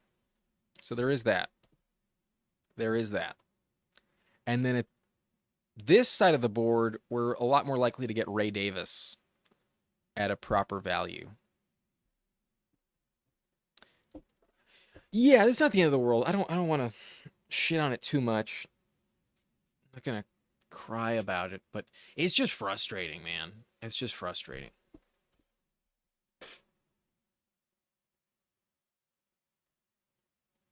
But Neighbors AJ Brown, very strong anchor to start with. It'd be annoying though if somehow Jalen Hurts falls to us at 56, and with AJ we have to pass. That would kind of suck. But odds are that doesn't happen.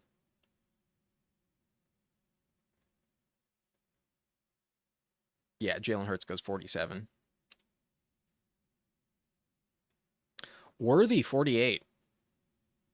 That's pretty good.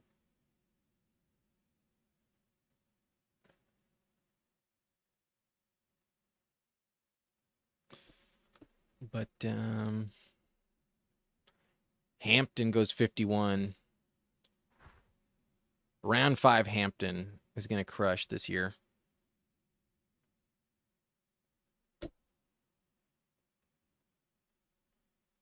Question is, do I go running back here or do I grab a receiver? Depends on who's there at receiver. If Ridley's available, I'll take Ridley.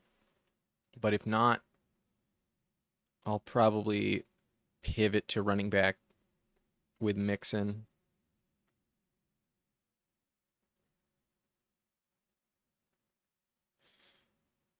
Travis Hunter might be there. Could consider Travis Hunter.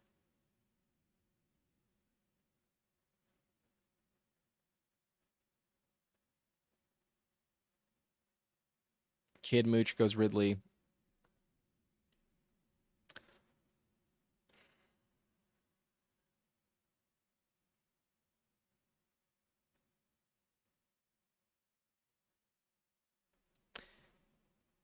F it. It's about time I get a falling value. Of course, it's one of the most risky picks in fantasy football, but I have reached on Hunter in some instances to pair it with Brian Thomas and get that stack. He should play a lot of snaps on offense. He should be fine. But the fact he plays defense as well could be brutal for his fantasy value. The floor might be non-existent, but the ceiling is absolutely there. The ceiling is undeniable. How often will it materialize? I don't know.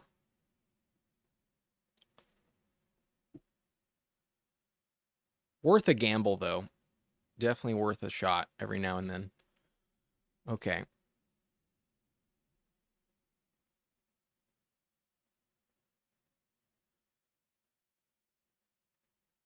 So we got Allen, Cook, Neighbors, AJ Brown, Travis Hunter.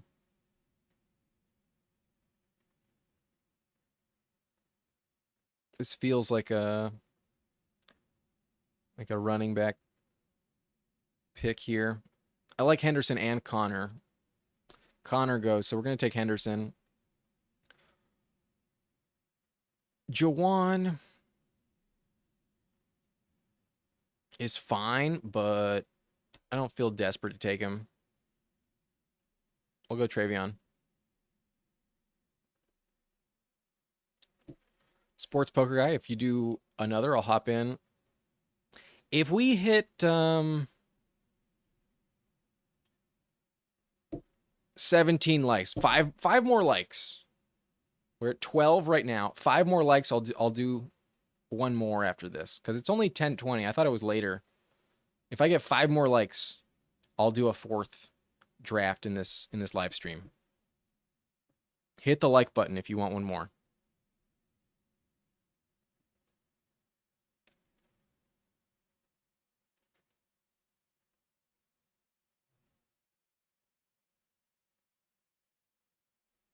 But ideally, we get Khalil Shakir in the next round. How many likes for a BBM?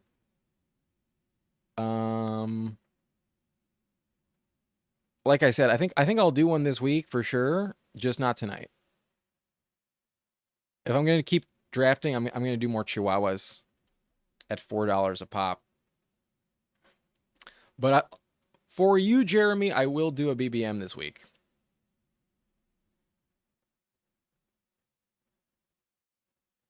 Three more likes, we get Kitty on screen. 5 more, I'll do another draft. That's fair. I agree. I agree. Jeremy, we will do a BBM on Wednesday. Does that sound good? Wednesday. Ring the notification bell if you don't want to miss it. But yeah, 3 more likes and we get Kitty on screen. Technically, we got one of those likes already. So 2 more likes for the cat. Khalil Shakir goes 76. That team with Joe Burrow just spoiling everyone's dreams. Squanders Team 1's shot at the Burrow stack. Squanders my shot at Shakir. Hold BBM off until Sunday. Sure, if that's the day you'd prefer. You're the only one pushing me to do BBMs. I've been doing less of them this year than last year. Not dying to do a shit ton of them.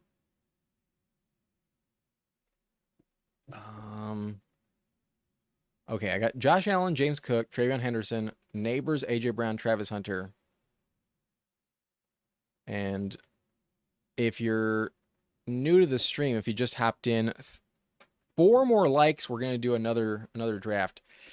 Laporta falls to pick 80. Do I just take Laporta? Fuck. Nah, you know what? We're going to go Diggs. We have Henderson. We're kind of locked into some Patriots shares, some Patriots outcomes. Let's go Diggs. Okay, we got 2 likes. Two more likes for another Chihuahua.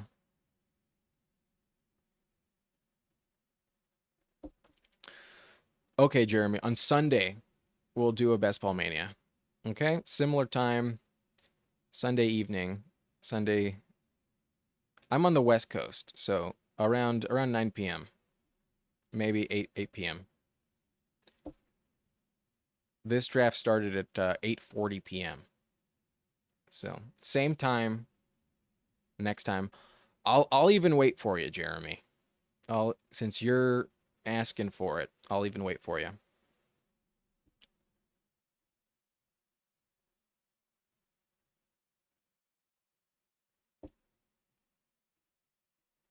Sounds good.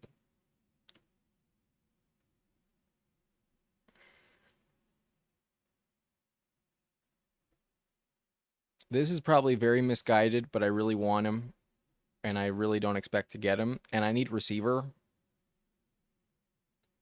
and it works for the build. So we're going to reach on Keon Coleman. I do not think he falls to me at 104. It's been weeks since I've seen him consistently fall past 100. And given the snipes that have happened on this live stream, I think it's probably inevitable. Let's just fucking take him. Let's just take Keon Coleman. There is a scenario where Keon is actually more productive than Shakir this season. Definitely possible. Because before he got hurt, Coleman was coming alive. How is he not at the top of what's recommended? Anyways, I guess Coleman's a pretty common last name. Okay. Let's not count week 9.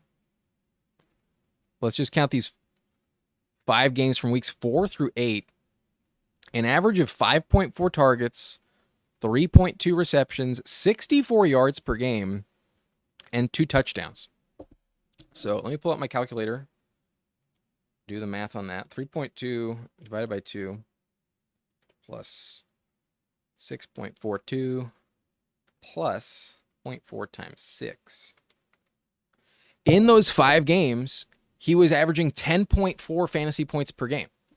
That's not like elite, by any stretch of the imagination. That's not insane, but it's basically what Shakir offers you himself Granted, there's way more draft capital in Keon Coleman, and then he got hurt. And he was never the same. Had 10 targets in week 18, but also had like really productive yards per reception numbers, like one catch for 64 yards. You know, that's fine. But in terms of best ball, you're hoping for the high upside. So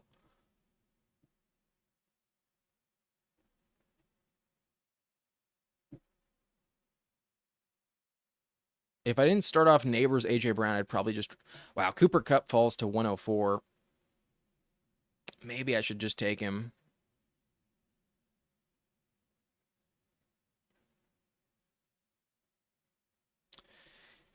We have some risky depth beyond Neighbors and AJ Brown. We get a good price here. Let's fucking do it. Granted, we reached on Keon Coleman, so it kind of like negates all of the value we're getting on Kupp.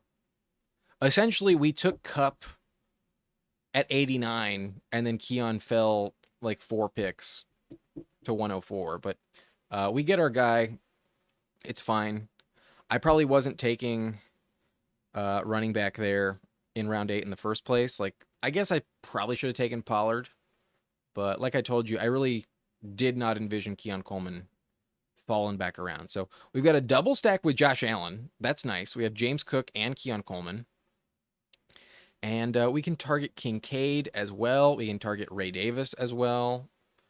We're not done drafting Bills. But we have Henderson and Diggs. I think I'm going to take Drake May here and then call it a day at quarterback. We're going to be a little risky at running back, but fuck it. We'll piece it together.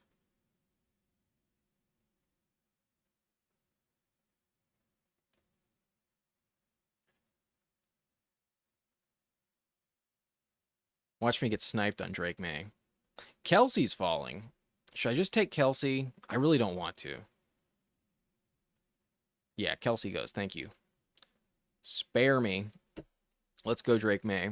Even with some value on Brock Purdy, there is no justification for Purdy on this roster.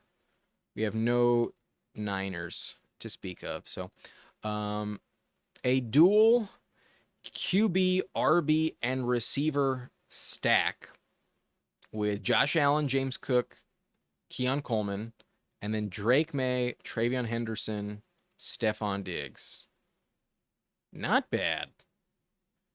Our tight end room still has no one on it. Our running back room is only 2 players deep. And then our receiver room is pretty stacked, especially at the top with Neighbors, A.J. Brown. We have Hunter, pretty risky, but worth the value. Diggs, happy to have him stacked up. We've been invested in New England already. And then we got a good value on Cooper Kupp. So I don't think I'll be drafting more than one more receiver the rest of the way. We need 3 tight ends at this point. We're done at QB. So that's 4 picks accounted for. 1, 2, 3, 4, 5, 6, 7, 8 rounds left. We're drafting 4 more running backs, 3 tight ends, 1 receiver the rest of this draft. If Tyjae's available, I'll take Tyjae. Not dying to take Kyle Williams. He's fine, but not dying to do it. And 2 more likes, we'll do another draft. We'll get 1 more Chihuahua in if we get 2 more likes. Got to hit 17.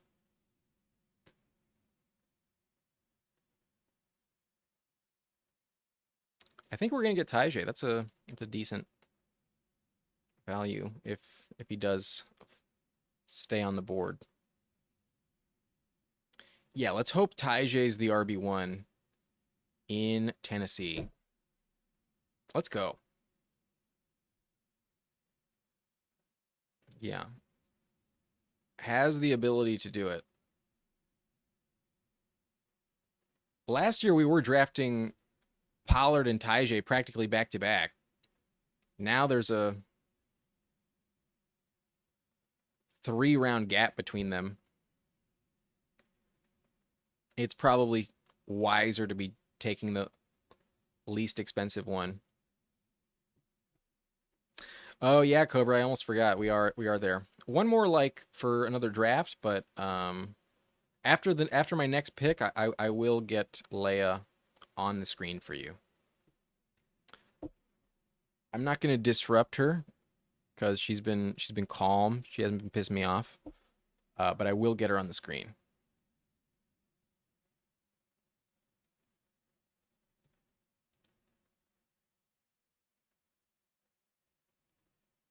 Kincaid gets taken.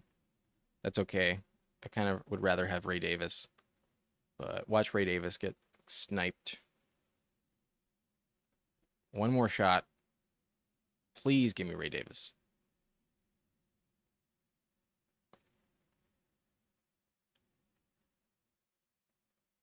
Come on, Roofy. Let's go. Yeah, I didn't even want Kyle Williams. Fuck yeah. Okay, so we were really hinging on James Cook to smash for this team. And now we have the insurance policy where if he does miss any time, if he does have a slow start to the year, if he comes into, if he signs his contract late August and is out of shape, not fully ready for week 1, maybe week 3 he gets banged up, misses like a month or 2. We have Ray Davis. We have the backup with league winning potential. And these are 2 of the more valuable handcuffs in this range. Tyjae and Ray Davis have legitimate shot to offer you like 8+ weeks as the starter. They're good picks in this range. I also like Rashad White. Benson isn't bad, but Benson has, just the age of James Conner to hope for. Rashad definitely going to pull back as Bucky Irving emerges even more. Bucky Irving never really eclipsed like 60% snaps last season. That's definitely going to happen. That's going to be the minimum for Bucky this season. So Rashad has that handcuff appeal as well, but Bucky's pretty young. Bucky's really talented. Rashad kind of has a rough path for success. Same with Benson. But Ray Davis, Tyjae Spears, they could also still do nothing as backups. I'm not going to pretend like that's not possible, but they have some of the more higher range of outcomes of any handcuffs available. But I still don't have a tight end. I'm still rolling without a tight end. This might be another Jonnu team. Might have to rely on Jonnu yet again. But and target Hunter Henry for sure.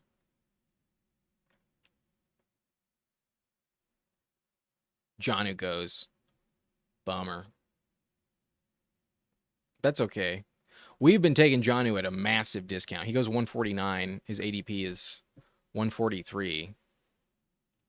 I was taking him in the late 160s the last 2 rounds, last 2 drafts. So not going to worry about that. This team has Dak. I'm sure Jake Ferguson comes off the board here. Wow, they go Jack Betch instead of Jake Ferguson. That is misguided. Absolutely give me Jake Ferguson here.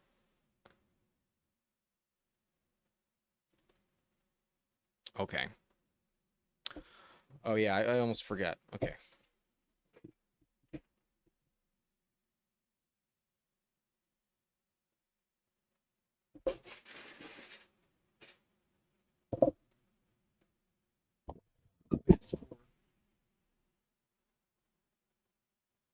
She's there. She is on the screen. I just need better lighting.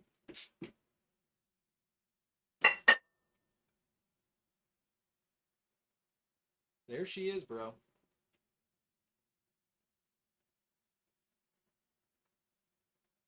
There she is.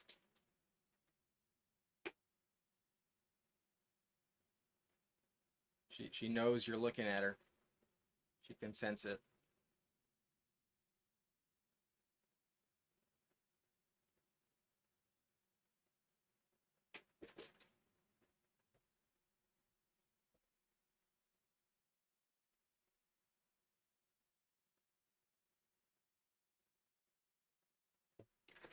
Technically, she was on screen the whole time.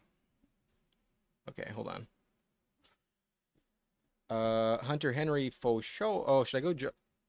Nah, I think taking Palmer's a little bit overkill. I need tight end badly. We're gonna go Hunter Henry. Both options are stacks, but neither is gonna come back around.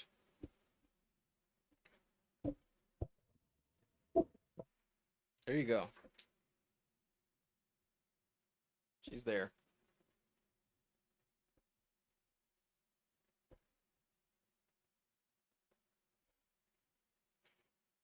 Yeah, that's what her favorite spots.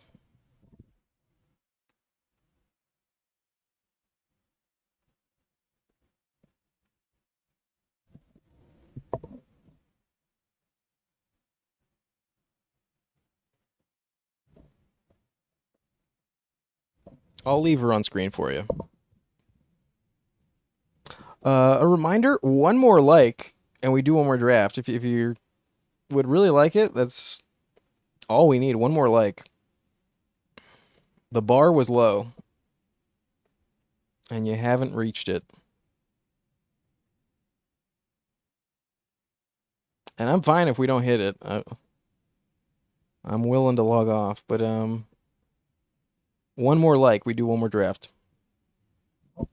Okay, that's enough.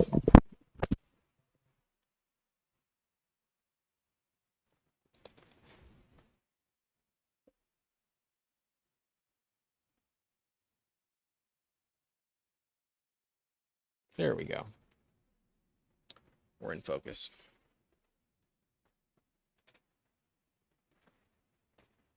So Palmer does not circle his way back. Not expected. But that would have been our last receiver in the first place. It's not like we're desperate for a receiver. I suppose I could go Wandale, but we have Neighbors. Wandale gets sniped. We need running back. We need two more running backs. I'm going to go Will Shipley. Not really dying to draft any of the receivers at this spot. Like, Noel's the fourth, maybe fifth option if Schultz is there. Pierce probably loses his job to A.D. Mitchell. And then Michael Wilson just does jack fucking shit. So, yeah, just give me a running back. If Saquon never goes down, I have no concerns about A.J. Dillon. And, oh, look at that. We hit 17, so we will do one more. That's going to be it. I promise you that'll be the last one. We're not doing 5. But, there we go. We hit 17. I should have set it at 20. Should have set it at 20.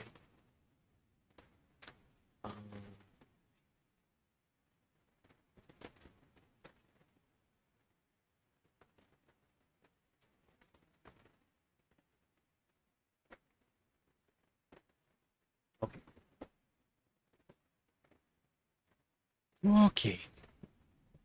So, need one more tight end, one more running back, and one more receiver.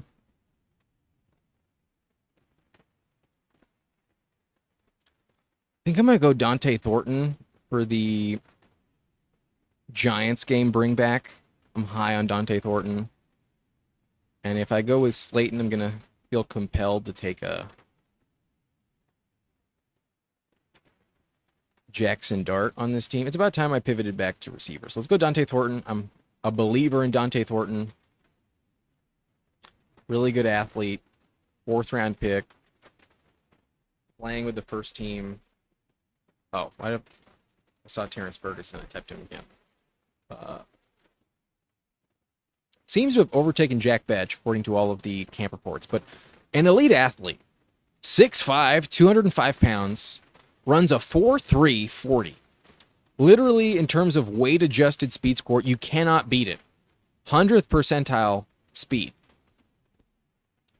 Granted, he does not catch a lot of passes. Last year only had 26 receptions.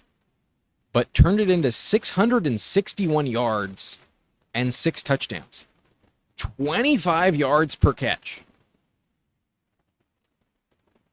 That is what we want in best ball. The deep threat that can fucking burn you on go routes and score from anywhere on the field.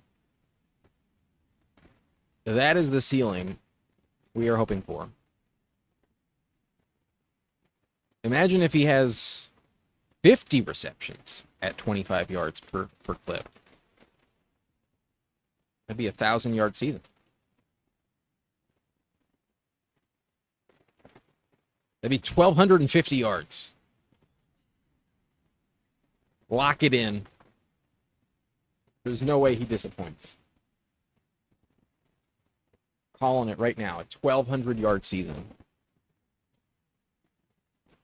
for Dante Thornton.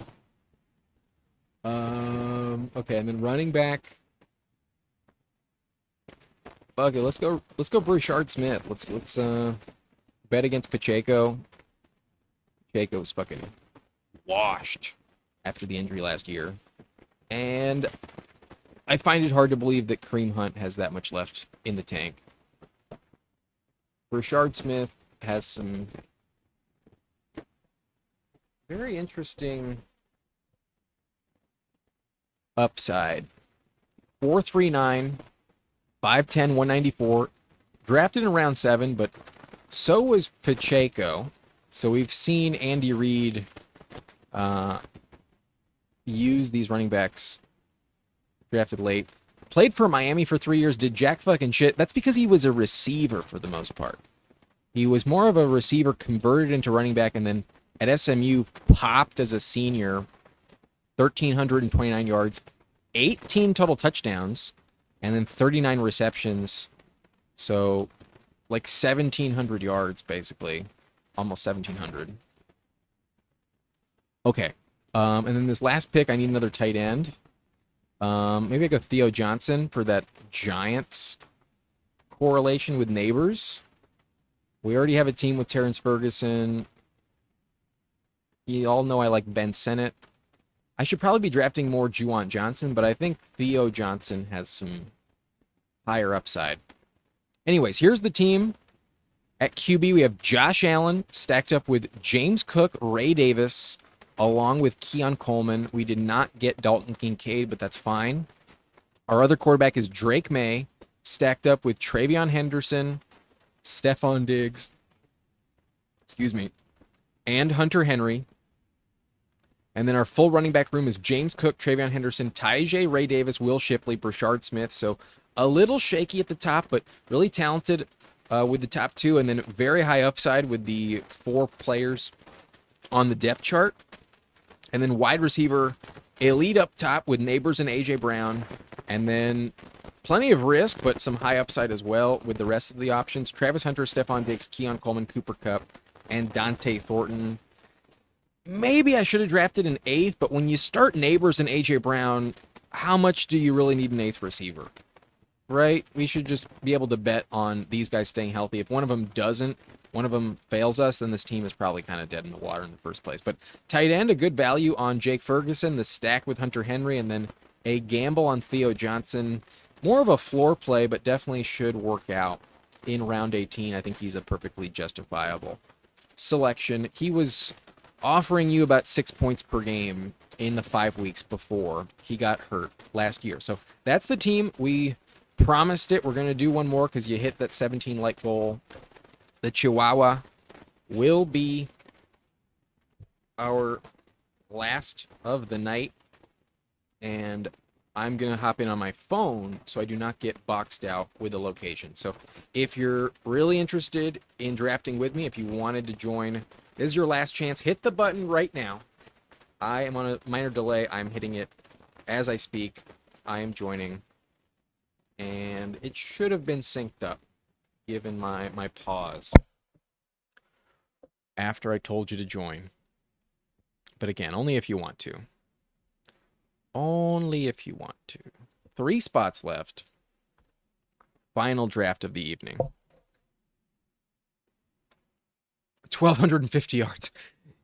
that's probably, like double what he's going to put up. Like, if he puts up another 660, I think that's going to be a successful season for Dante Thornton. But if he does give you 25 yards a catch, then he's the perfect best ball pick.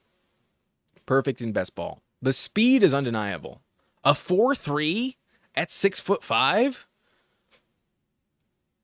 I don't see why you can't have any faith in Dante Thornton. Brock saying, "Oh, gotta catch them all, bro." Oh, love the reference here. We get pick 8 again, motherfucker. Thinking about fading quarterback in my home league, maybe draft Caleb and May. Thoughts? I think that's a pretty good combo, man. The late round quarterback is very valuable. The only risk about doing that in a, redraft league is that sometimes your buddies see your roster without a quarterback and they're like, let's screw him over.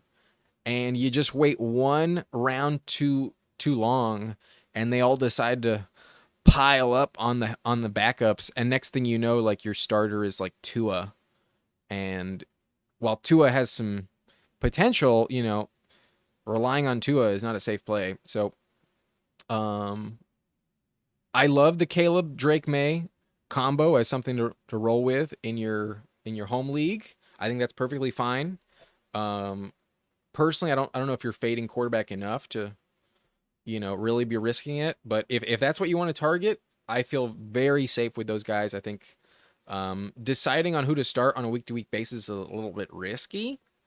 I think you could choose wrong a lot of the time, but I think both of them have access to top 10 finishes, and I do like their values. So, yeah, Caleb and Drake May, I think, is a pretty good combo if you can get it. But what number Chihuahua overall is this for you? Let me find out.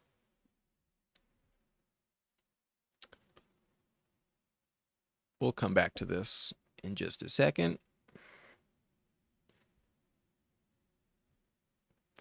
Completed. Okay. All right, we're almost on the clock. Once again, gonna get sniped on Jahmyr Gibbs. Of course. We went Neighbors last time. We'll go Puka this time. And watch me get sniped on Devon Achane. Literally identical to the last one. Where are the Chihuahuas? I've done 12. I think that's updated. Yeah, that last one was my 12th Chihuahua. And then in terms of exposure just in that tournament, let me check it out. In the Chihuahua,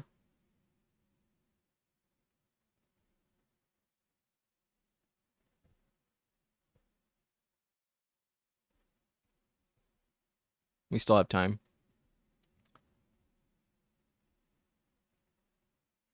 Okay, in those 12 Chihuahuas, my most drafted player is Chase Brown, tied with Terrence Ferguson at 33%, along with Jermaine Burton, so 2 round 18 selections.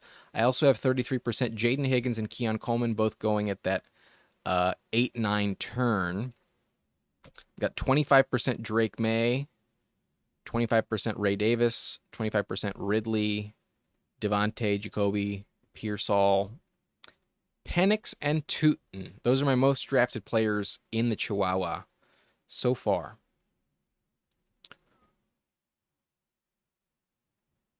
Yep, Derrick Henry gets taken. Of course he does. Of course. We mentioned it last time. At this point, let's just reach on Bucky Irving. I got him ranked right behind Henry, right above Genty. Have him in the same tier as Christian McCaffrey. I am a Bucky Irving believer. 100%. So let's take him. Let's grab that elite running back. Because if we learned anything, we're going to get sniped on Chase Brown at 31. We're going to get sniped on the running back in round 3. So let's just get ahead of it. In the 8 hole, Let's do it.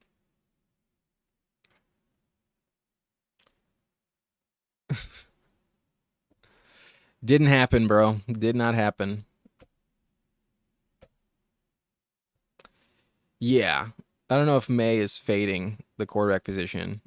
It's mainly just like fading taking one in the first 100 overall. Like that it's just going late quarterback.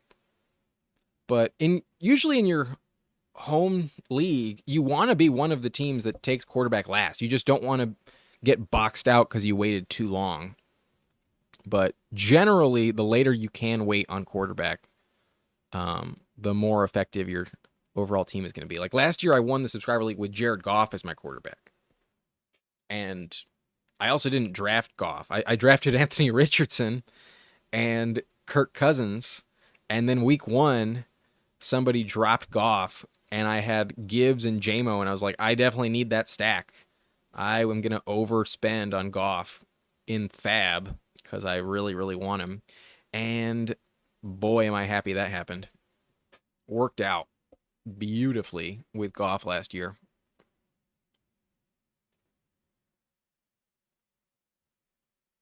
But, Goff was someone who was drafted for like $1 or $2. All right, let's do it. Let's grab Davante Adams. I'm happy to grab Adams with Puka. So we're totally drafting another Stafford team. That's for sure.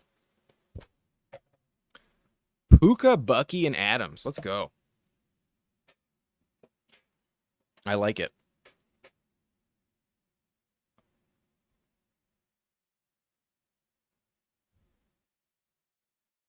If y'all know me, you know Adams is like almost an auto click in the 3rd round. If we're not going running back in the 3rd, we're usually taking Adams. Sometimes I mix it up with Garrett Wilson. If Higgins is there, I'll take him. I never draft Marvin Harrison. If I do, it's like just as like an anti-exposure type of thing. But yeah, love Adams in the 3rd. Rams Bucks onslaught. We'll see. We missed out on Evans, so I think I'm gonna go Kittle here.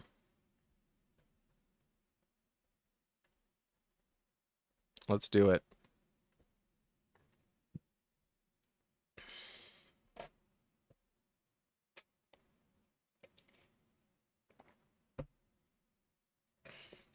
Once you hit pick 40, it seems like Kittle's just a free for all. I'm willing to take him as soon as those elite quarterbacks are off the board, even before, if I just want the exposure. But do Rams Niners play each other? Sorry for the drastic change in color temperature here. Changing websites. No, they don't play each other in the fantasy playoffs. Hoped they would, but they do not.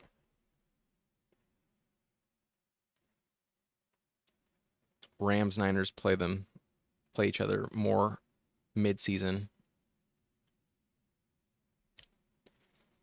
But still, not bad. Kittle in the 4th is a smash pick. When he was going round 5, it was such a steal. I wish I had more of him when I was in the 5th, but you can't take someone 100% of the time. It just feels. I guess you could, but one injury and now all your teams are dead.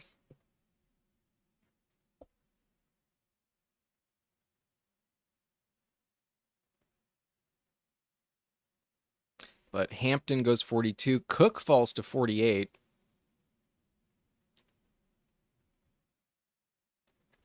We have Bucky, but I usually don't grab running back in the 5th because I like who I can get in the 6th. And Waddle falls to us. I think we're going to go Waddle. I'm not heavily exposed to Waddle, but with that Jonnu Smith trade, I feel more confident clicking Jalen Waddle these days.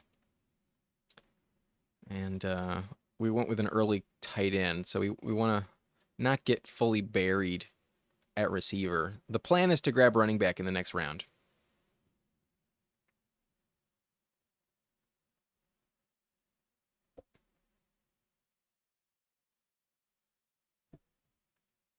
What's the best pick in a 10-team redraft? What's the scoring setting? Is it full PPR or half PPR? If it's half PPR, it's Bijan.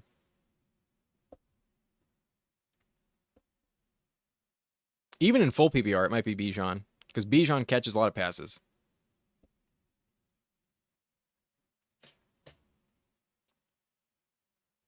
Yeah, I'll just say Bijan. Cover all the bases.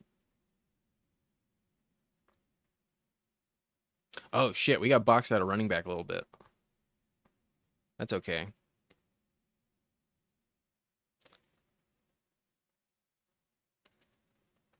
I would have liked Olave there, but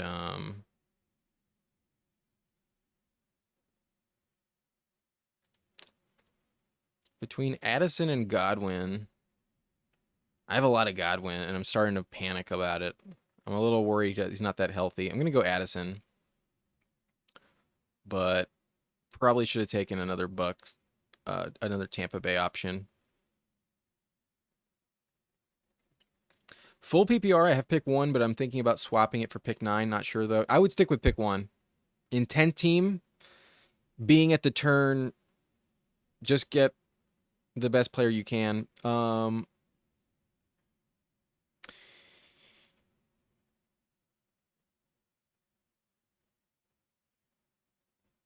Maybe go Jamar.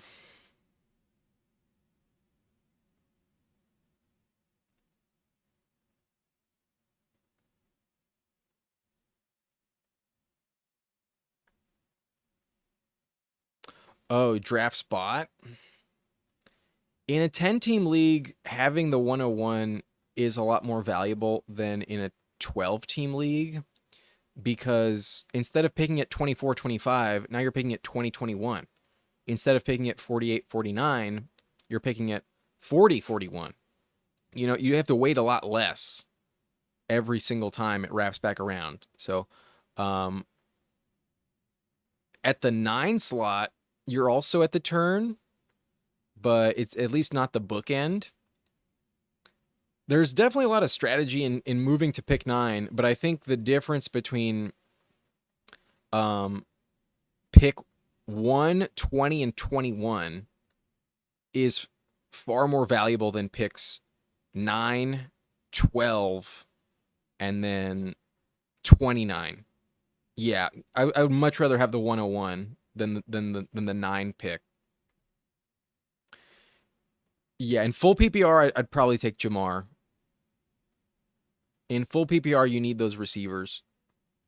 And having the elite receiver is more valuable than the elite running back. You can still piece it together at running back. Go with Jamar and then try and get like Bucky Irving, Chase Brown at the next turn. Something like that. Okay.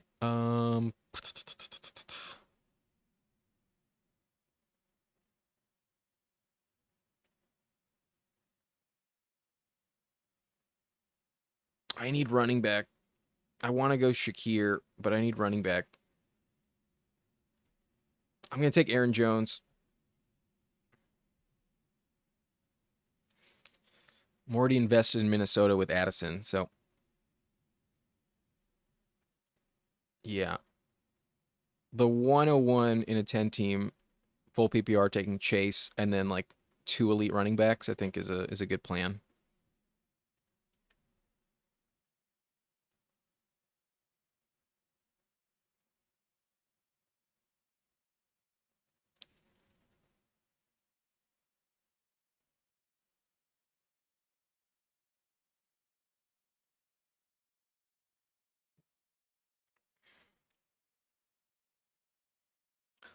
Okay, so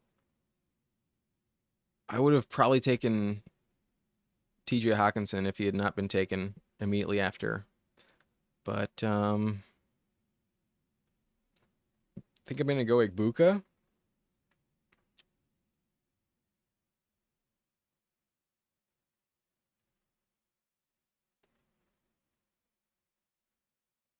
I could have gone Jordan Mason there, but feels excessive. Feels so pricey to grab Mason at 89.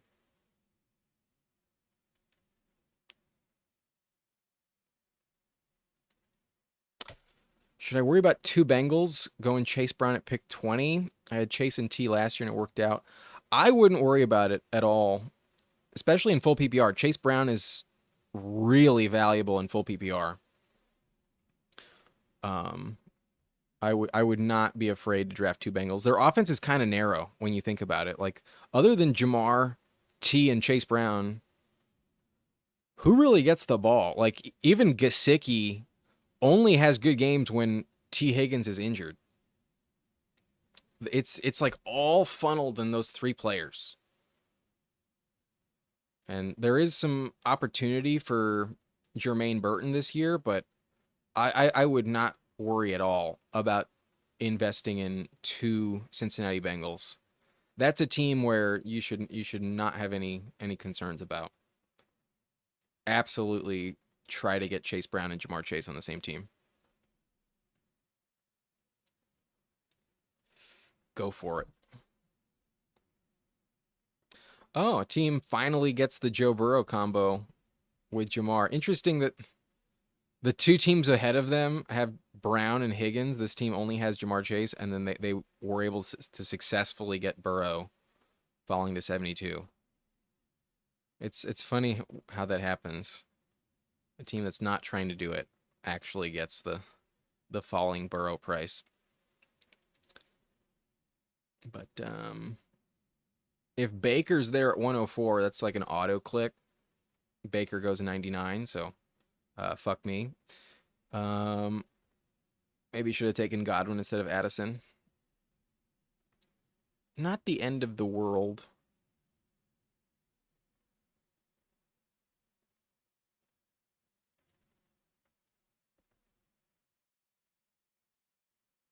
I'm going to go Bo Nix. And it probably doesn't happen. But there's the hope I get Evan Ingram on the way back. I maybe should have taken Jalen Warren there. Because we have Kittle. Even if we don't get Ingram, it's not the end of the world. But this is probably a range I should grab some running back depth instead of quarterback and tight end. I probably shouldn't be drafting tight end here. But if he comes back, I will take him. Nope, goes at 109. Fuck.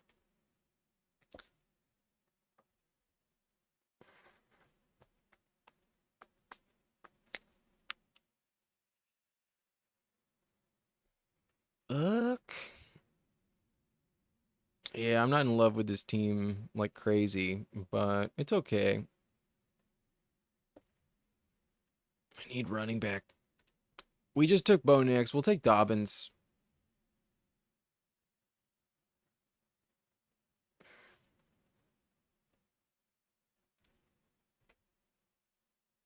At least in this tournament, I'm fine taking Dobbins like in this range because once this tournament dropped, the new price on Dobbins was fully established. So you're not competing with Best Ball Mania teams that were taking Dobbins at pick 200.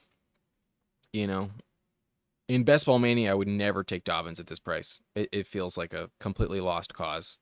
You just have to bet that Dobbins is not a good pick. Like he'll get hurt or something. Like that's the only way to justify it, to pass on Dobbins these days in Best Ball Mania.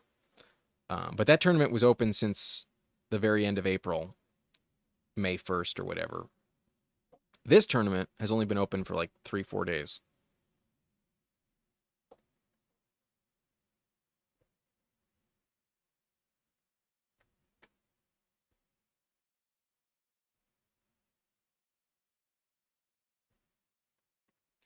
Also like taking Burrow at 40, but I don't know about 3. I'm not afraid to have 3. Last year I won the subscriber league with Gibbs, JMO, and Goff.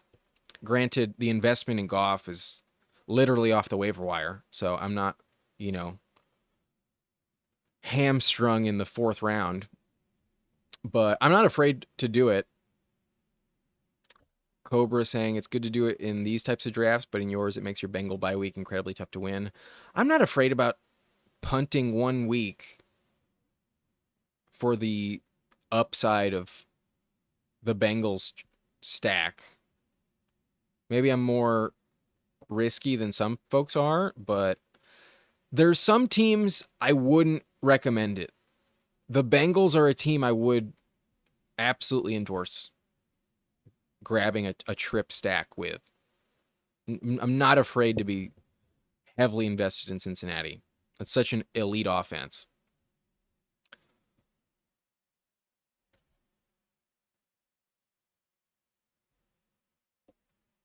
We'll go J.J. McCarthy. We have Aaron Jones and Jordan Addison. Jones catches some passes. Addison's on the squad.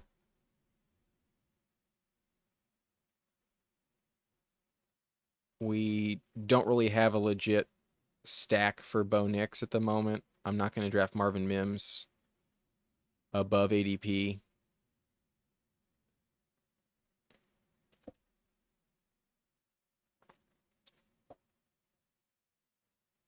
I'll take JJ. Might be absolute ass. Might be a terrible player, but do I believe in Kevin O'Connell? I do. Mims goes 134. We will not be stacking Bo Nix with Marvin Mims. We're going to have to try and get Pat Bryant. But all of the camp reports say Pat Bryant is the guy you want in Denver. Not Marvin Mims. Gonna grab Ray Davis again. We need some running back production. So, yep. Give me Ray Davis.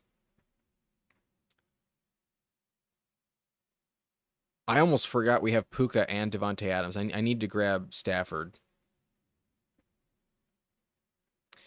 Yeah, perhaps taking Bo Nix was not the smartest idea, but Bo Nix, J.J. McCarthy, and Stafford is probably more comfortable than J.J., Stafford, and, some super late option. We don't have many stacking options in the first place. Like, I guess Tua, we got sniped on Brock Purdy there at 103 with Kittle to the Ayuk team. Maybe I should have taken Ayuk instead of Egbuka.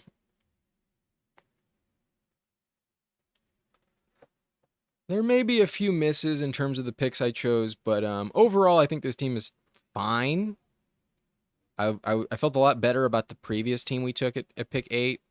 Even the other two teams we took earlier in this live stream at pick 1 and 3, I thought were better. I would say this is the more disappointing team, but still somewhat viable. I wish I got Ingram instead of Dobbins there at 113, but given how little investment I have in running back, it's probably not the end of the world.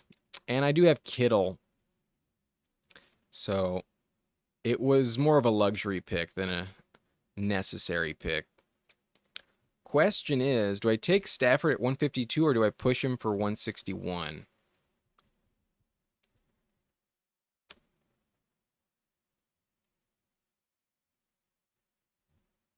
The teams after me, most have 2 quarterbacks. This team has Caleb and Trevor Lawrence, Daniels and Stroud, Lamar and Drake May, and then that team only has Josh Allen. Oh, God. They only have 3 receivers? Okay. Given their situation with only 3 receivers and Josh Allen, they will probably double tap receiver. That team at 12, probably going to double tap receiver. They have RJ Harvey and Ingram, so we've seen them invest in Denver already. Penix is still on the board, and we have both Rams receivers, so for someone to take Stafford is kind of unlikely. I'm going to push it, and I'm going to go Pat Bryant. This justifies the Bo Nix pick even more. Penix goes, fuck. Okay, so we need team 1 to pass. I think the other teams will pass because they have good quarterbacks. Danielson, Stroud, Lamar, and Drake May. Those two teams are not taking quarterback. It's just this Josh Allen team. And then now that the Penix team has their third, there's no fucking chance they take a fourth. So Stafford is clearly the pick. I have Puka and Devontae. Got to do it. And we evade team 12. They go Noel and Betch.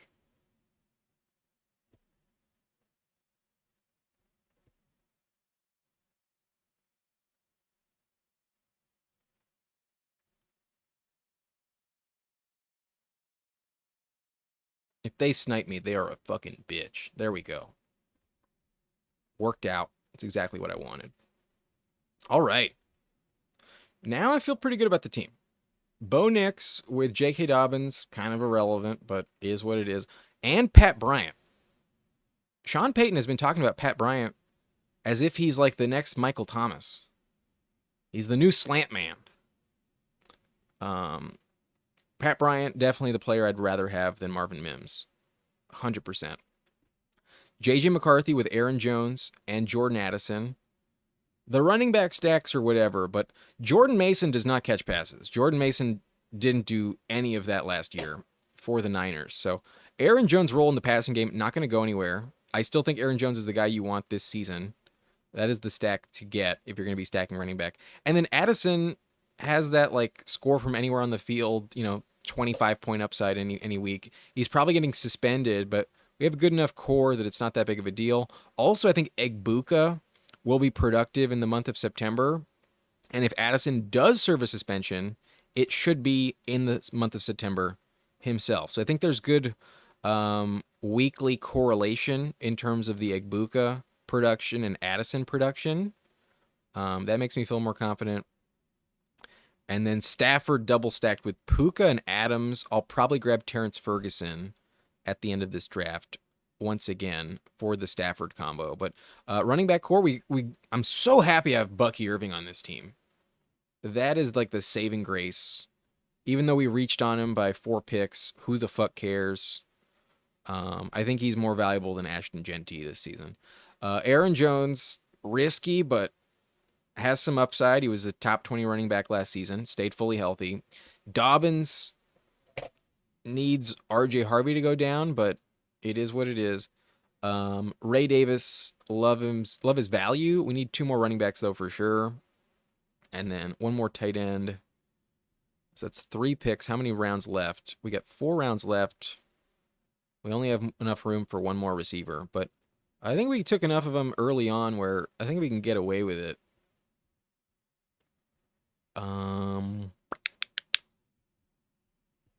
Think I'll go Braylon Allen here. I don't see a huge difference in these receivers. None of them line up with our team. I'll go Braylon Allen. Add a value. 7 spots past ADP. Not like tremendous value, but reports say he will be more involved this year than he was last. So I'm always comfortable taking Braylon Allen. I think he's a fine pick. Oh boy, the chat exploded since I last checked it. Every game is competitive with them. That's what I like. Yeah, that's not a team to be worried about having 3 of their top options.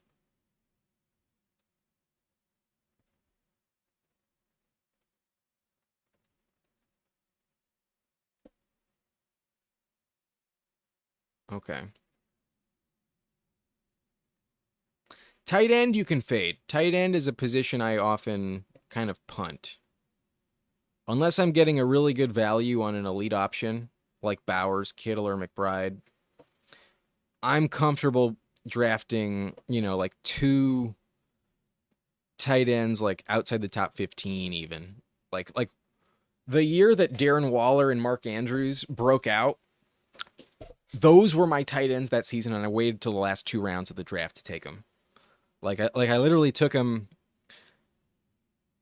in rounds 14 and 15, and then like my defense in round 16. And they fucking crushed. That's just one example of how it can work out. Obviously, you need a hit, But that's also a position you can stream off the waiver wire. In a 10-team league, go ahead and fade tight end with confidence.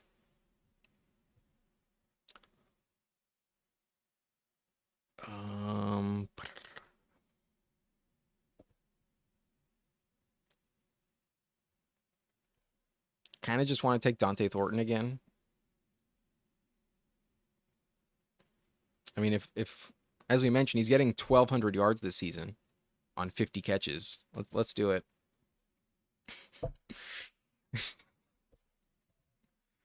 There's no way he averages 25 receptions, 25 receiving yards per catch. Not in the NFL. If he does, then he's only going to catch like 30 balls max.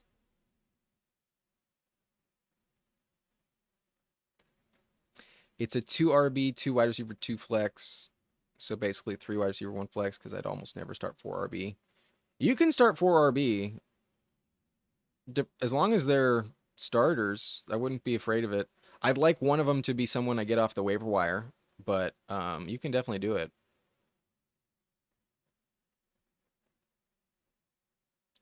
But in full PPR, I'd rather go with a 4 wide receiver approach than 4 running back. Yeah, in full PPR, don't start 4 running backs. Don't do that. Unless it's like 2 years ago and you pick up Mostert off the waiver wire week 1, and then in the fantasy playoffs you have Ezekiel Elliott catching 7 receptions a week. That's a way to do it. I won a league doing that. I forget who my like first 2 starters were. I think I had Eckler when he was still with the Chargers. No, I don't think I had Eckler that year. I'm forgetting who the top 2 were, but I remember I was literally starting 4 running backs in the fantasy playoffs, and on my bench in the 2 flexes I had Raheem Mostert. That year he had 23 touchdowns. And then in the fantasy playoffs, I had Ezekiel Elliott, who was literally like a PPR fucking machine once Ramondre went down in New England.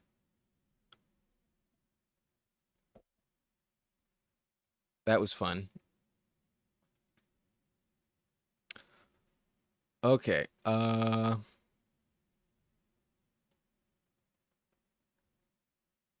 If available, I think I'm going to go Jarquez Hunter because my running back core is shaky.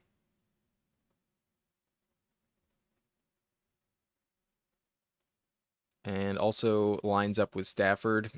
Does he catch passes?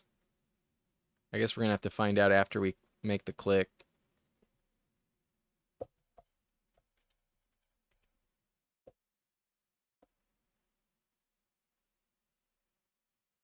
Kind of. Not like an elite skill set in the passing game, but good enough.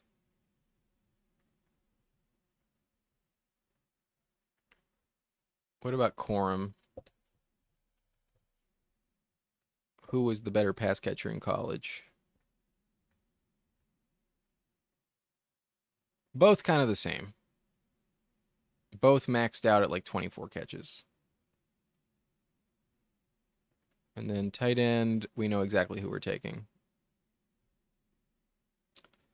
Barring a snipe, but I'd be pretty shocked. This team has 3, this team has 3, this team has 2. They have Hunter Henry and Travis Kelce. But there's some other options on the board. Usually Terrence Ferguson doesn't get drafted, so it's good to have a unique option. It lines up with Stafford.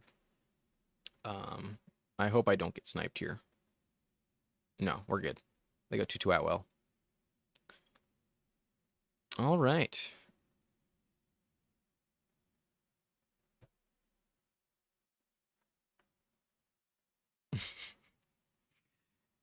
The 1,250 yards is a joke. But yeah, if that feels like an amazing round 16 pick. I think his ADP and Jack Betch's should just flip. That's my stance on it.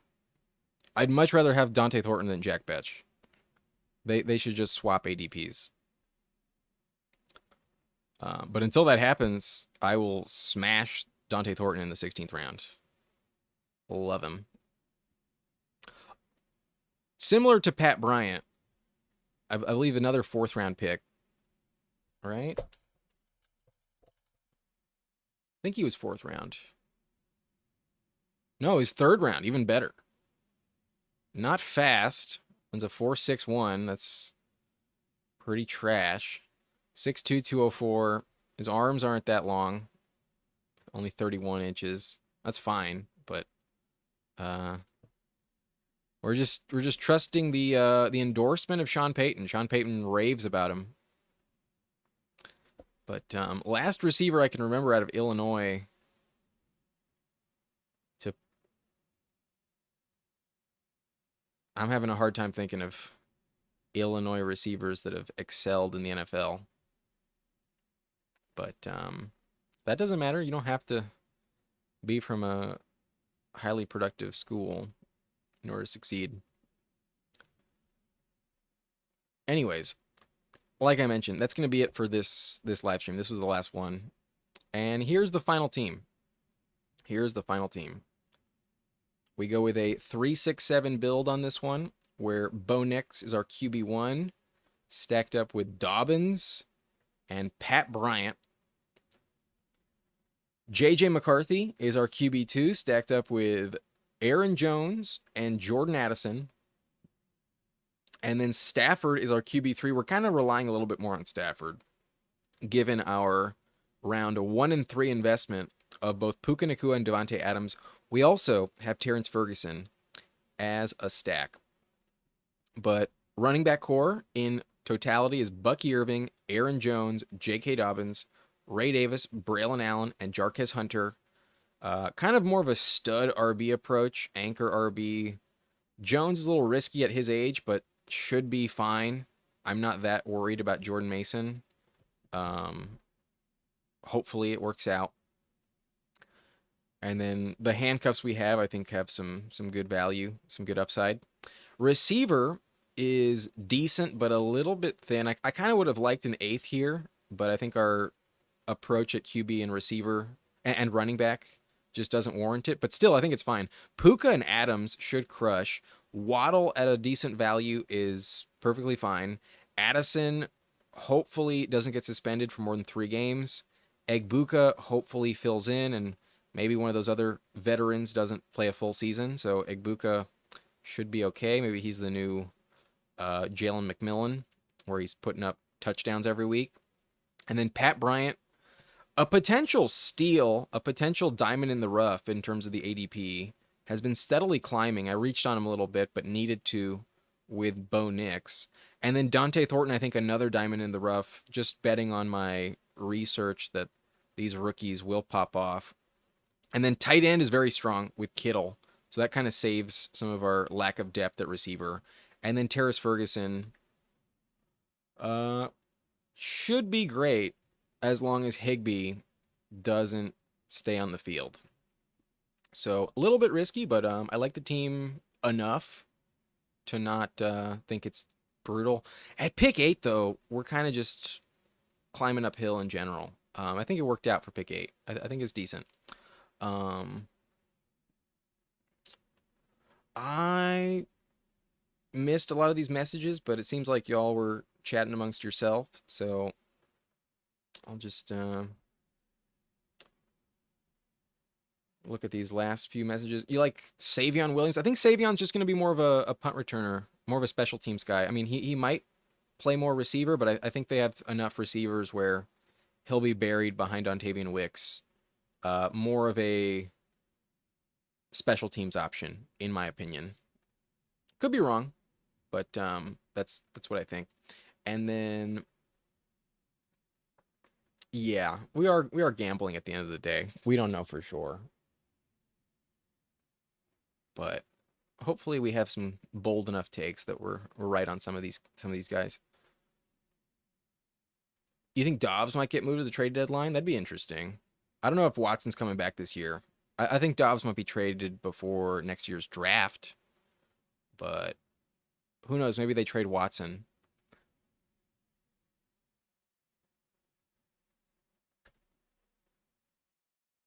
I take it you're a Packer fan.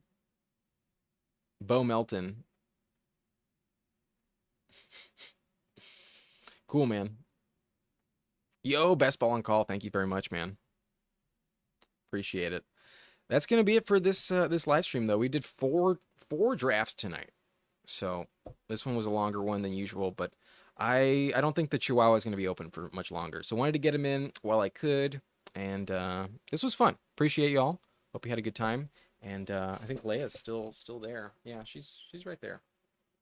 Right there.